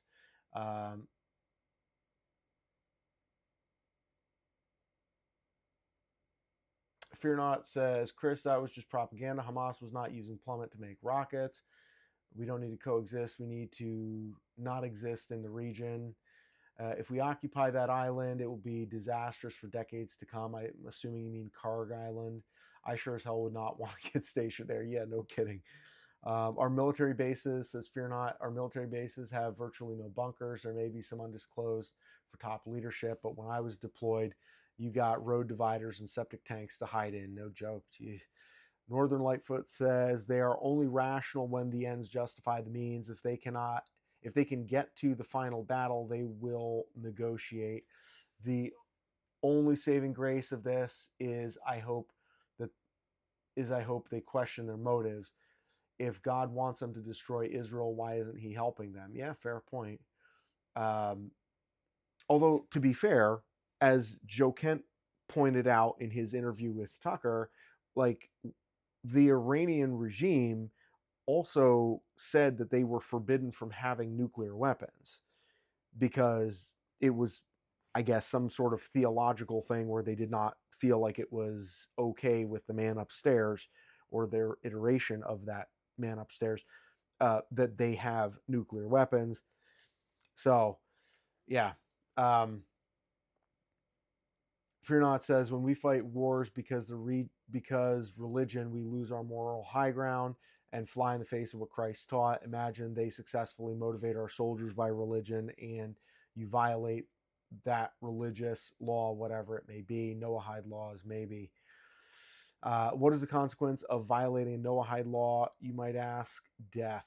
Yes, and I've heard it used to be called conspiracy theories, but the Noahide laws and there's a lot of, I don't know the nuts and bolts, so I'm not going to wade into that stuff. But yeah, I've heard something about that. Northern Lightfoot says, as I said earlier, the state of Israel is not the Israel of the Bible. Let's just make America farmers again, says Secret Noise Pictures. Yes. Yeah, and agreed, Lightfoot. It's complete, and which is one of the things that I get such a kick out of the Tucker interview with Ted Cruz, because of the fact that Tucker's like, wait, so you think God's talking to Abraham about the modern nation state of Israel and that's like run by Benjamin Netanyahu? And like Ted Cruz like, loses his marbles and starts having an aneurysm is pretty funny. Yeah, Secret Noise Picture says, let's just make America farmers again. And here's the thing, like, for better or worse, farmers would not do this kind of crap. Seriously, like, farmers aren't going to go out and say, oh, I have to, salt my neighbor's field so that they're not able to grow stuff so that I have a better crop yield. Like, farmers don't do that kind of thing. We got too many people that are too disconnected from the realities of life and that need to have a closer relationship with life and death so that there is a greater awareness of the sacrifices that go into life, which is death, because the food that winds up on our plate, those are lives that we have to take. Those animals don't give their lives, we take their lives, but we do so hoping that it's going to be for a good purpose and that it's going to go to a good end. Um, And Fear Not Farm says, do you know that the Ayatollah stated officially that it was against their religious beliefs to keep a nuke? Felt like national security, they had to keep the option on the table. Yeah, I mean, nobody wants to get the Gaddafi treatment when you don't have nukes on the table. And looking at Saddam, who had supposed weapons of mass destruction, he didn't get a good treatment either. So, sort of that center path, which seemed to be what they were trying to take, that would be sensible, and that would also align with being told that they were weeks or months away for decades. They were maintaining that position because it was a negotiating point. At least that's what it looks like to me. So let's be honest. Iran at any point could have worked with Pakistan and North Korea to get a nuke. Russia maybe even if Iran wanted one, they would have had one. I just want people to know that. Bellino's Bounty says, farmers never want to be in these battles, but historically they're the first ones thrown onto the battlefield. Yeah. I think farmers generally tend to be pretty patriotic because we love the land and we love our families. We love what we're doing. Otherwise, we wouldn't be getting our hands dirty and like working with all this stuff. And we want to believe the best about our country. I don't love being stuck in all of these conflicts and having this stuff at the front of my mind. Unfortunately, we're at a time and a place where kind of can't really get away from it unless you want to just completely ignore it and be unaware and unprepared for what's coming. Although there definitely is a point of diminishing return where you can get too fixated on what's going on. And I can see that.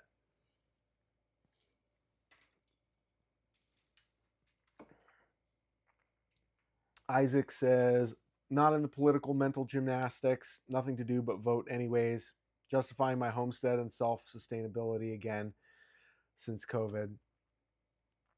Yep. Yeah, I guess. I don't know. I like to talk and think a little bit about some of the political things as it relates to some of the homesteading things because we're getting to a point where those lines are converging with each other. And the fact that you, and I'm not saying this necessarily to you, I'm just saying you generally, you may ignore the political machine, but the political machine is not going to ignore you. And so it's worth having some consideration there. And I think ultimately the best option for what we could call protection, although ultimately, I don't know if farming and homesteading and community building is protection, but it is the closest thing to protection I think that we can get in this modern age because there's nobody coming to save us. When our rights and our freedoms get taken away, nobody's going to come and give them back.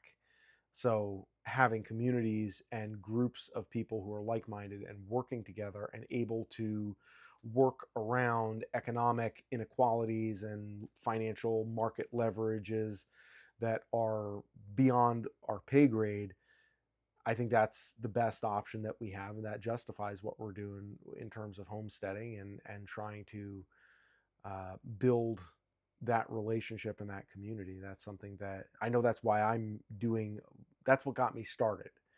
And to be fair, that's what got me started, and it metastasized into more of a business, which is why I expanded.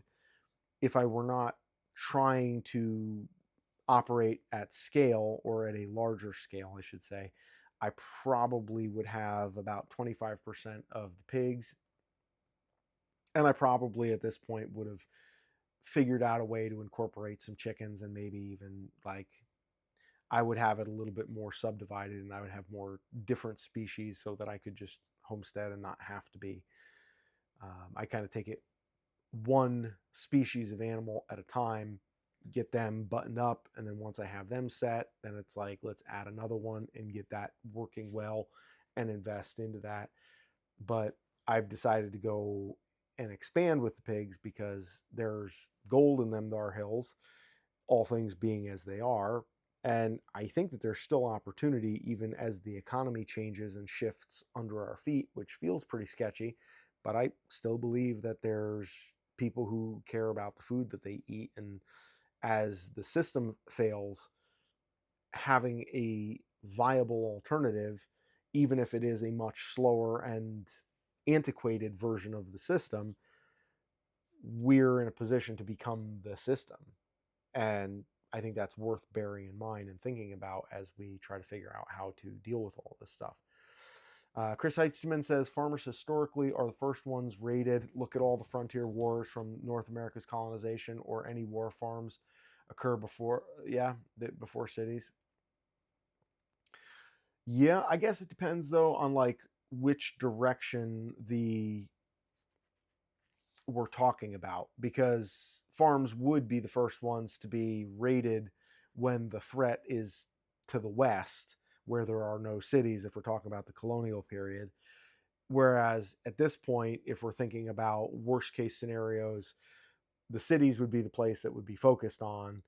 And like, let's say, God forbid, there were to be some sort of hot conflict on our soil, they're probably not going to go into, I mean, maybe depending on, what I can't, my hypothetical scenarios aren't that fleshed out, but I would say they're a lot more likely to go for New York City than upstate New York. They're much more likely to go for Boston than they are for, Western New Hampshire. Although our proximity to the Connecticut River, who knows, they might wind up coming here and knocking us off anyways, and then all this is for nothing. But yeah, I hear your point though. That's a fair point.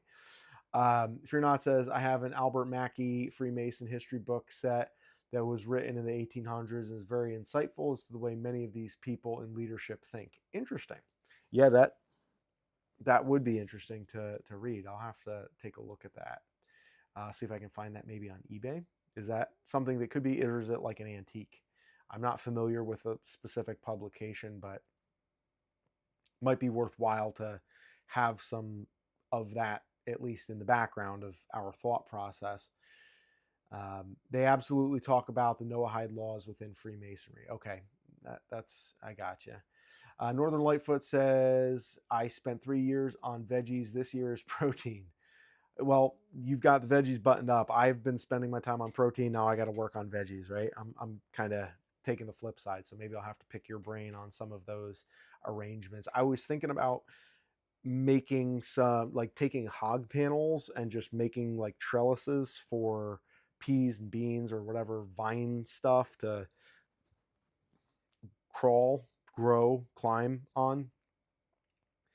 We did have, I did plant some sweet peas at one point. Didn't have enough like topsoil or compost there to make it really work. And the little bit that I got out of those sweet peas, I think it was like 1 or 2 meals, but they were fantastic. So I want to try to get more of those. If I can get a successful crop or two of cabbages this year and put up a bunch of sauerkraut, I will be very happy with myself. I'll be proud of myself. Isaac says, I'm going to get more bulk feed to cut down on picking up feed and wasting gas money to counter the gas prices. Can't ignore gas prices. 100% agree. Yeah, gas prices touch not only your transportation of the feed, it also touches like every element of the process where feed is being processed. The raw ingredients are being shipped from like Iowa to wherever your feed mill is, all that stuff. So I just priced some feed this past week, and the prices have not really gone up. So presumably they are still operating with, last fall's prices. I don't know how long that's going to last, but I mean, we'll have to see. Time will tell. I got a bunch of cover crop legumes, and buckwheat is a real good one. Got a lot of lysine in there, likes to grow, and pigs love to eat it. So that's always a classic. Got some turnips as well. I know Bellino's Bounty said they're doing daikon radishes. I've heard good things about that.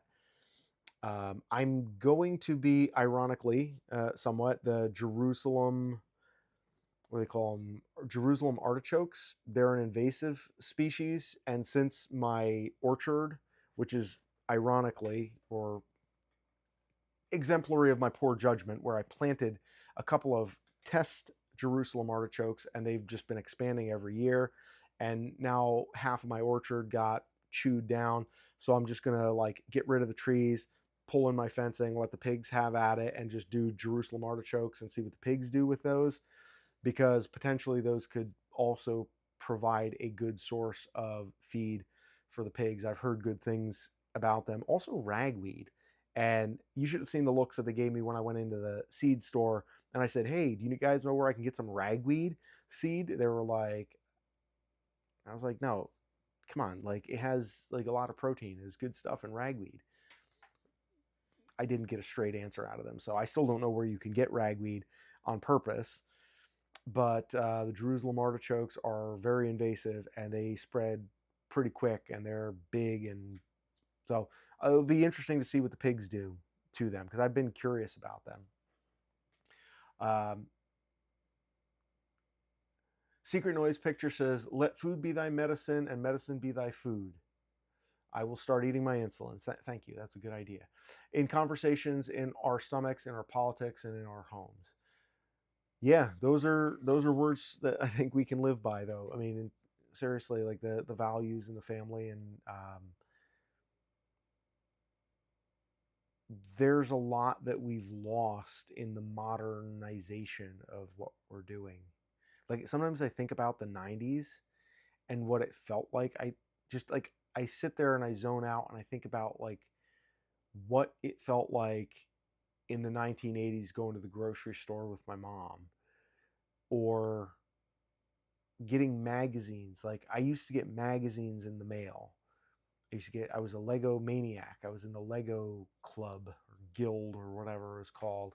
And you go to the mailbox and it was like, what do we get today? And sometimes it was just magazines and it was like, junk mail, but it still, um, there was this one company I think they were out of Arkansas. They had a lot of, I got to ask my brother what that magazine was. It was like a catalog, and they always had coon hunting stuff in there.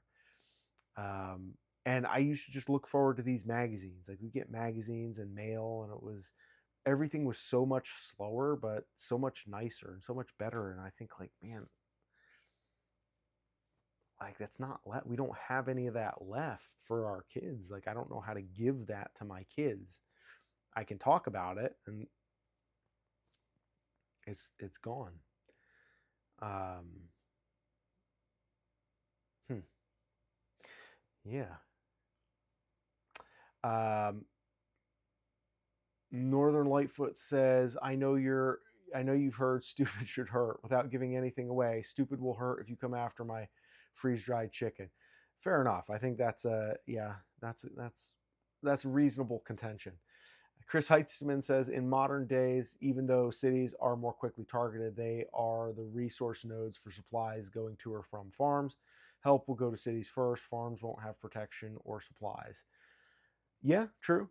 Um, I mean, again, the, that could work both ways, though I got to push back a little bit on that, because I think that being a little more out of the way, security, for lack of a better term, that is well equipped and practiced and aware of the nuances of the land, again, it also depends on what kind of a situation we're talking about. If it's like an invasion by ground troops, yeah, yeah, I don't think a couple of my buddies with, you know, we're not going to be able to do much, most likely. But smaller groups, marauders, people who are ne'er do wells, that kind of thing, they're going to have to think about it a little bit differently in the way they go about trying to acquire resources in this, in more rural parts of the world, I would think.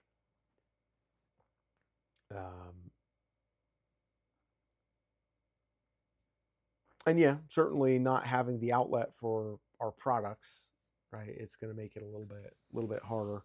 Um, and again, hopefully this stays theoretical and we don't have to come to the point of finding out. But there's a lot that I don't know. I'm just kind of thinking off the top of my head. Northern Lightfoot says they work great. Peas are for meals today. Very hard to put up in numbers. Good to know. I haven't ever tried to do any canning yet, although hopefully that's going to happen this year.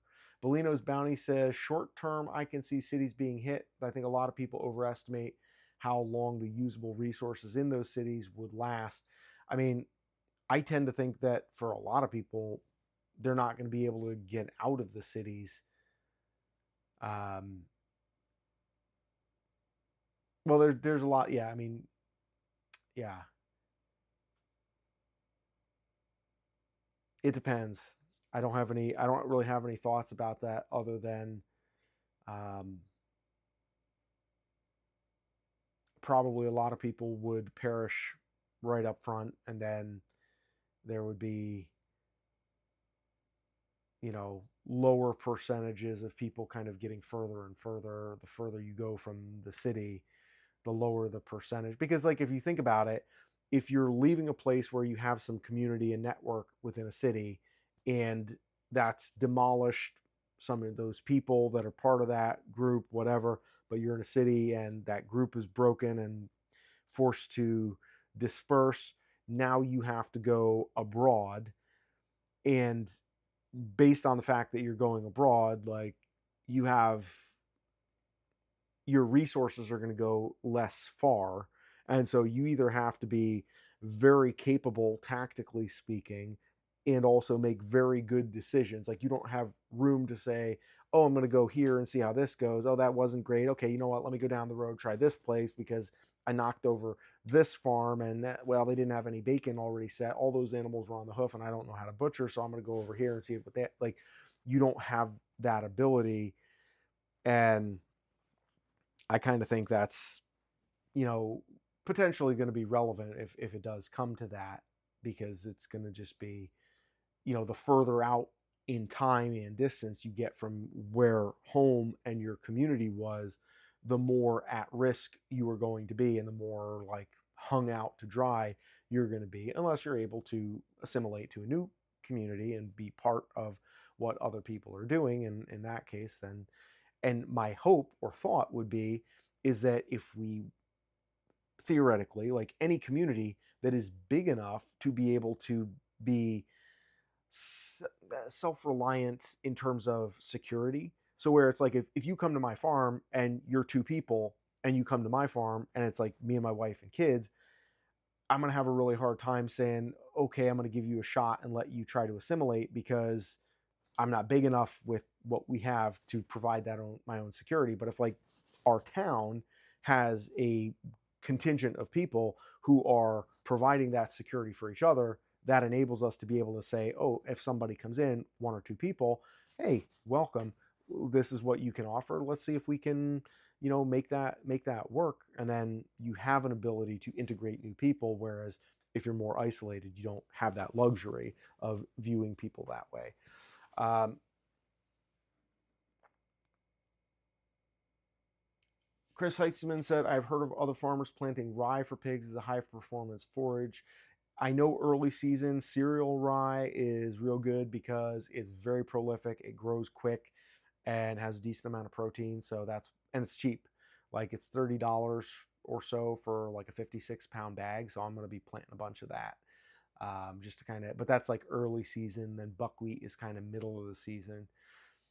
Bolino's Bounty says we will also be planting some more fruit trees and various berry bushes this summer. Make sure you put that uh, hardware cloth around the base, otherwise the rodents will get to it. I'm going to be putting in more mulberries because I'm bullish on mulberries, especially because the amount of protein that the leaves have in them. I really want to get something going and make that work better. um, Northern Lightfoot says, now you have to eat some of them. I'm very skeptical on them. I know they say you can survive on them, but it sounds only one rung up from the bugs. Lightfoot, are you talking about the Jerusalem artichokes? I've heard that you can eat them. I've also heard that pigs will eat them um, as well, if that's what we're talking about. Fear Not Farm says giant ragweed is good. I would never plant the smaller varieties. I didn't know that there was a larger variety. I'm learning all kinds of stuff here. I don't know where to get the seeds also. I'm wanting to do a cover crop of Sudans. Is that Sudan grass, Oregon, buckwheat, sun, hemp, and sunflowers. Yeah, sunflowers. I planted a bunch of sunflowers, just like birdseed bags that I got from Runnings, our local farm store, and just planted them in the field. I had a massive crop of sunflowers. It was beautiful. People would stop to take pictures. And of course, the stalks lasted for like a year and a half. Like I still have some of those stalks out in the field. It's super annoying and looks ratty in, once the winter comes. But there are tons of birds. The birds were just loving it. So uh, I'm definitely going to have some sunflowers in the mix of what I'm doing. And the pigs enjoyed it too. They did. Um, Fear Not Farm says, and like you, if I could get giant ragweed seed, I would 100% plant it. It's been the best forage I've ever had for cattle. Really? I have to look for that. Maybe I can find somewhere. Giant ragweed. Huh. Sudan sorghum. Okay, gotcha. Yep. And Northern Lightfoot says 6 feet tall weeds that grow like mad. Very good for adding organic matter in the soil. I have a 50-pound bag, just have not sowed it. He does. Okay, we're trying to figure out what Northern Lightfoot's 50-pound bag is full of. Not giant ragweed, Sudan. Uh, I can get for I can get wheat or rye for about $10 for 50 pounds here. That's good. I think I'm going to get mulberries too. Yeah, mulberries are. I got a lot. I'm very bullish on mulberries. Sunflowers are good for fowl. Yeah, we had like turkeys galore out in the field when we had a family of turkeys where they would just go in and out of the field. They didn't care about anything. Like they would just run into the sunflowers and hang out. And the doves seem to really like it too. All right, Chris Heitzman is going to bed, and at the early hour of 12:14 Eastern time, um, I will give everybody a once over if anybody has any questions, comments, or concerns. This has been a fun stream. I appreciate you guys sticking around and humoring my desire to scratch some political itches here. I know we may not see things all the same, but I do value everybody's perspective because obviously I presume you are all like Iranian mullahs and are all rational people. Kidding. Okay, but no, I do assume that everybody here is rational, even though we may not agree on everything. I think that people come to their perspectives based on the experiences that you have had, which are different than mine, and so I'm not here to invalidate what anybody else thinks, but I do have my own perspectives that I want to get off my chest, and ultimately for the purpose of making America farmers again and figuring out how we can work together as a community. I am very interested to hear kind of what you guys are going to be doing. And as the spring unfolds, to see some of that, I am going to be making some reports and videos on my channel here showing kind of what I'm doing with coppicing and trying to use the trees and to repurpose kind of the silvopasture thing. Trying to open up some of that territory up the hill from my house, and also with the cover crops as I start planting those. I'm going to walk you guys through what I'm doing and If anybody has any info on the Jerusalem artichokes, would love to hear about that. In fact, when I get out off of this stream, I'm going to go, I'm going to go sit down and, among other things, I am going to do some research on some of these things that we've been discussing, both the giant ragweed and the Jerusalem artichokes, because it seems like some of that stuff that just wants to grow, you know, why fight an uphill battle, right? Let's just get stuff that wants to grow and see where that goes.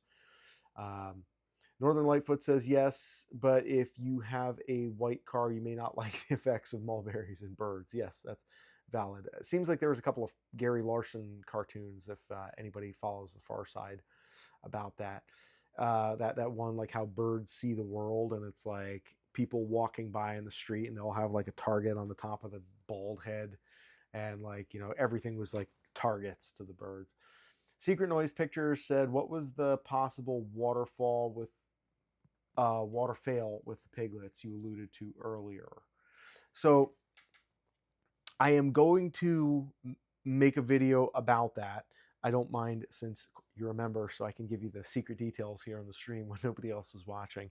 And anybody else who's gotten 2 minutes and 15 into this, God bless you and thank you. You're a special person for having done so. But the issue with the water, it was not a primary issue. It wasn't that they were thirsty and that caused the problem. Well, it is. It's not that the piglets were dying from lack of hydration. The issue was that the mothers, in the process of lactating, were unable to wait until I could come back and hit the nipple drinkers with the blowtorch to thaw them out, and they would thaw, or they would freeze solid in between, and they weren't able to get any water. And so they were kind of getting water twice a day when I would provide it to them, and they would drink a little bit and then they would dump it over. And then when that happens, then they're out of water and their bedding is soggy, and then they don't have any water and they're uncomfortable, and so they're getting up and walking around and sitting down and standing up and sitting down, and that's leading to the crushing injuries, killing a lot of the piglets. And that happened invariably in the stalls where the mothers did not have, you know, where the water was freezing up more readily and staying, it wouldn't stay thawed out as long. So that's a situation that I got to figure out. But the water was kind of a secondary cause of that. Because if ultimately, if mama had just like sat and been cool, would have been okay. Or for example, if she had been outside, she could have just gone out, gotten some snow, done whatever she needed to do to get enough water, and maybe it would have cost a little more energy and, you know, the temperature challenge that would have brought up. But we could have fixed that with, you know, maybe she would have lost weight a little quicker because she's expending energy to warm up and assimilate that water that she's eating in the form of snow. So that could have presented some challenges down the road, but those would have been recoverable challenges, not fatalities, as it turned out when you have a lot of up and down and uncomfortable mamas. Because on pasture, everything is up to them, and so they're able to go and do for themselves. But when they're contained, they can only do for themselves with what you provide, because they have very little space and very little opportunity and very little resources to work with.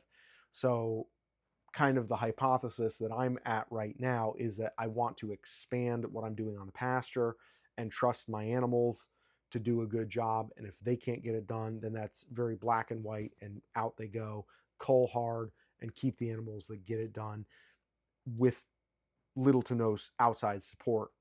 Because at least that way, we're not in a situation where they're struggling to do things the right way, but I'm unable to give them the resources they need to actually follow through and perform. And then everybody loses, because I wasted a lot of time in the barn goofing around with that stuff and still lost 30 piglets. That's a lot of piglets. That's a lot of my budget that just got flushed down the toilet. So live and learn. We're surviving, and we're still going to be able to fill our orders, but it's going to be a process.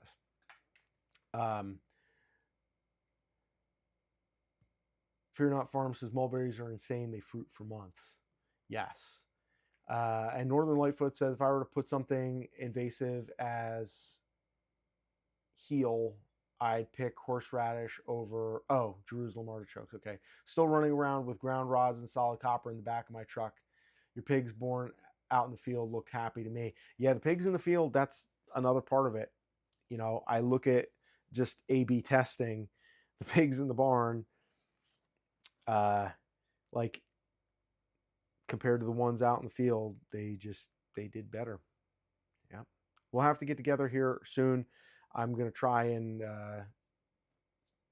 organize my stuff, and I mean, the good news is that at this point, the heaters and the shocking, the ground issue that we were working on, or that you were trying to help me with, that is alleviated for the time being, of course, but that is something that does need to get done, and I want to try to work through that with you at some point when you have a chance. So that would be, and I appreciate you've done a tremendous amount for me here with this channel, and I really appreciate your help with everything, because obviously the lighting and your membership to the channel, and also your willingness to share knowledge, which you have a lot of knowledge. Oh, and what was the type 1 diabetes thing? Because there's a study that I've been following. I forget the name of it. I was literally looking at it the other day. Something with an E. But you mentioned that they basically had cured type 1. And I'm trying to remember if the one that you were talking about is the same one that I'm following on on Facebook. After you have a few classes, you should start hosting some reunions. That's a good idea. That is a very good idea. Maybe we'll do like Vertex. Oh no, it wasn't Vertex. It was a different group. But supposedly they've been working on it, and they've got a bunch of people that say it's pretty much cured their type 1. So interesting stuff. Okay, folks. Well, on that note,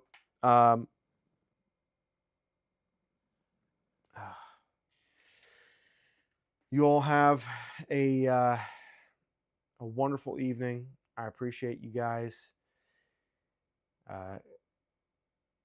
coming and spending time here with us. Appreciate your time, and yeah, I think a reunion would be really nice to do. We'll work on putting something like that together once weather improves and the farm is a little more habitable. We'll do like a little cookout or something, maybe smoke some pork. Maybe we can test and do some taste testing of different pork from different farms, depending on who all wants to come and contribute a little meat. We'll throw it in the smoker and hang out, and that'll be really cool. I'd like to do that. So anyways, guys, appreciate you all coming out tonight. Keep in touch. Leave me comments if you haven't already. Subscribe to the channel. Like the stream. I'm looking forward to seeing you guys on more of these streams as we do them as the show goes on. So let's make America farmers again, and keep at it. Keep your chin up. I know this is going to be interesting as things go along, and farming is not that easy to begin with, and now it's just going to get harder. So, all righty. Good night, folks. We'll see you on the next one.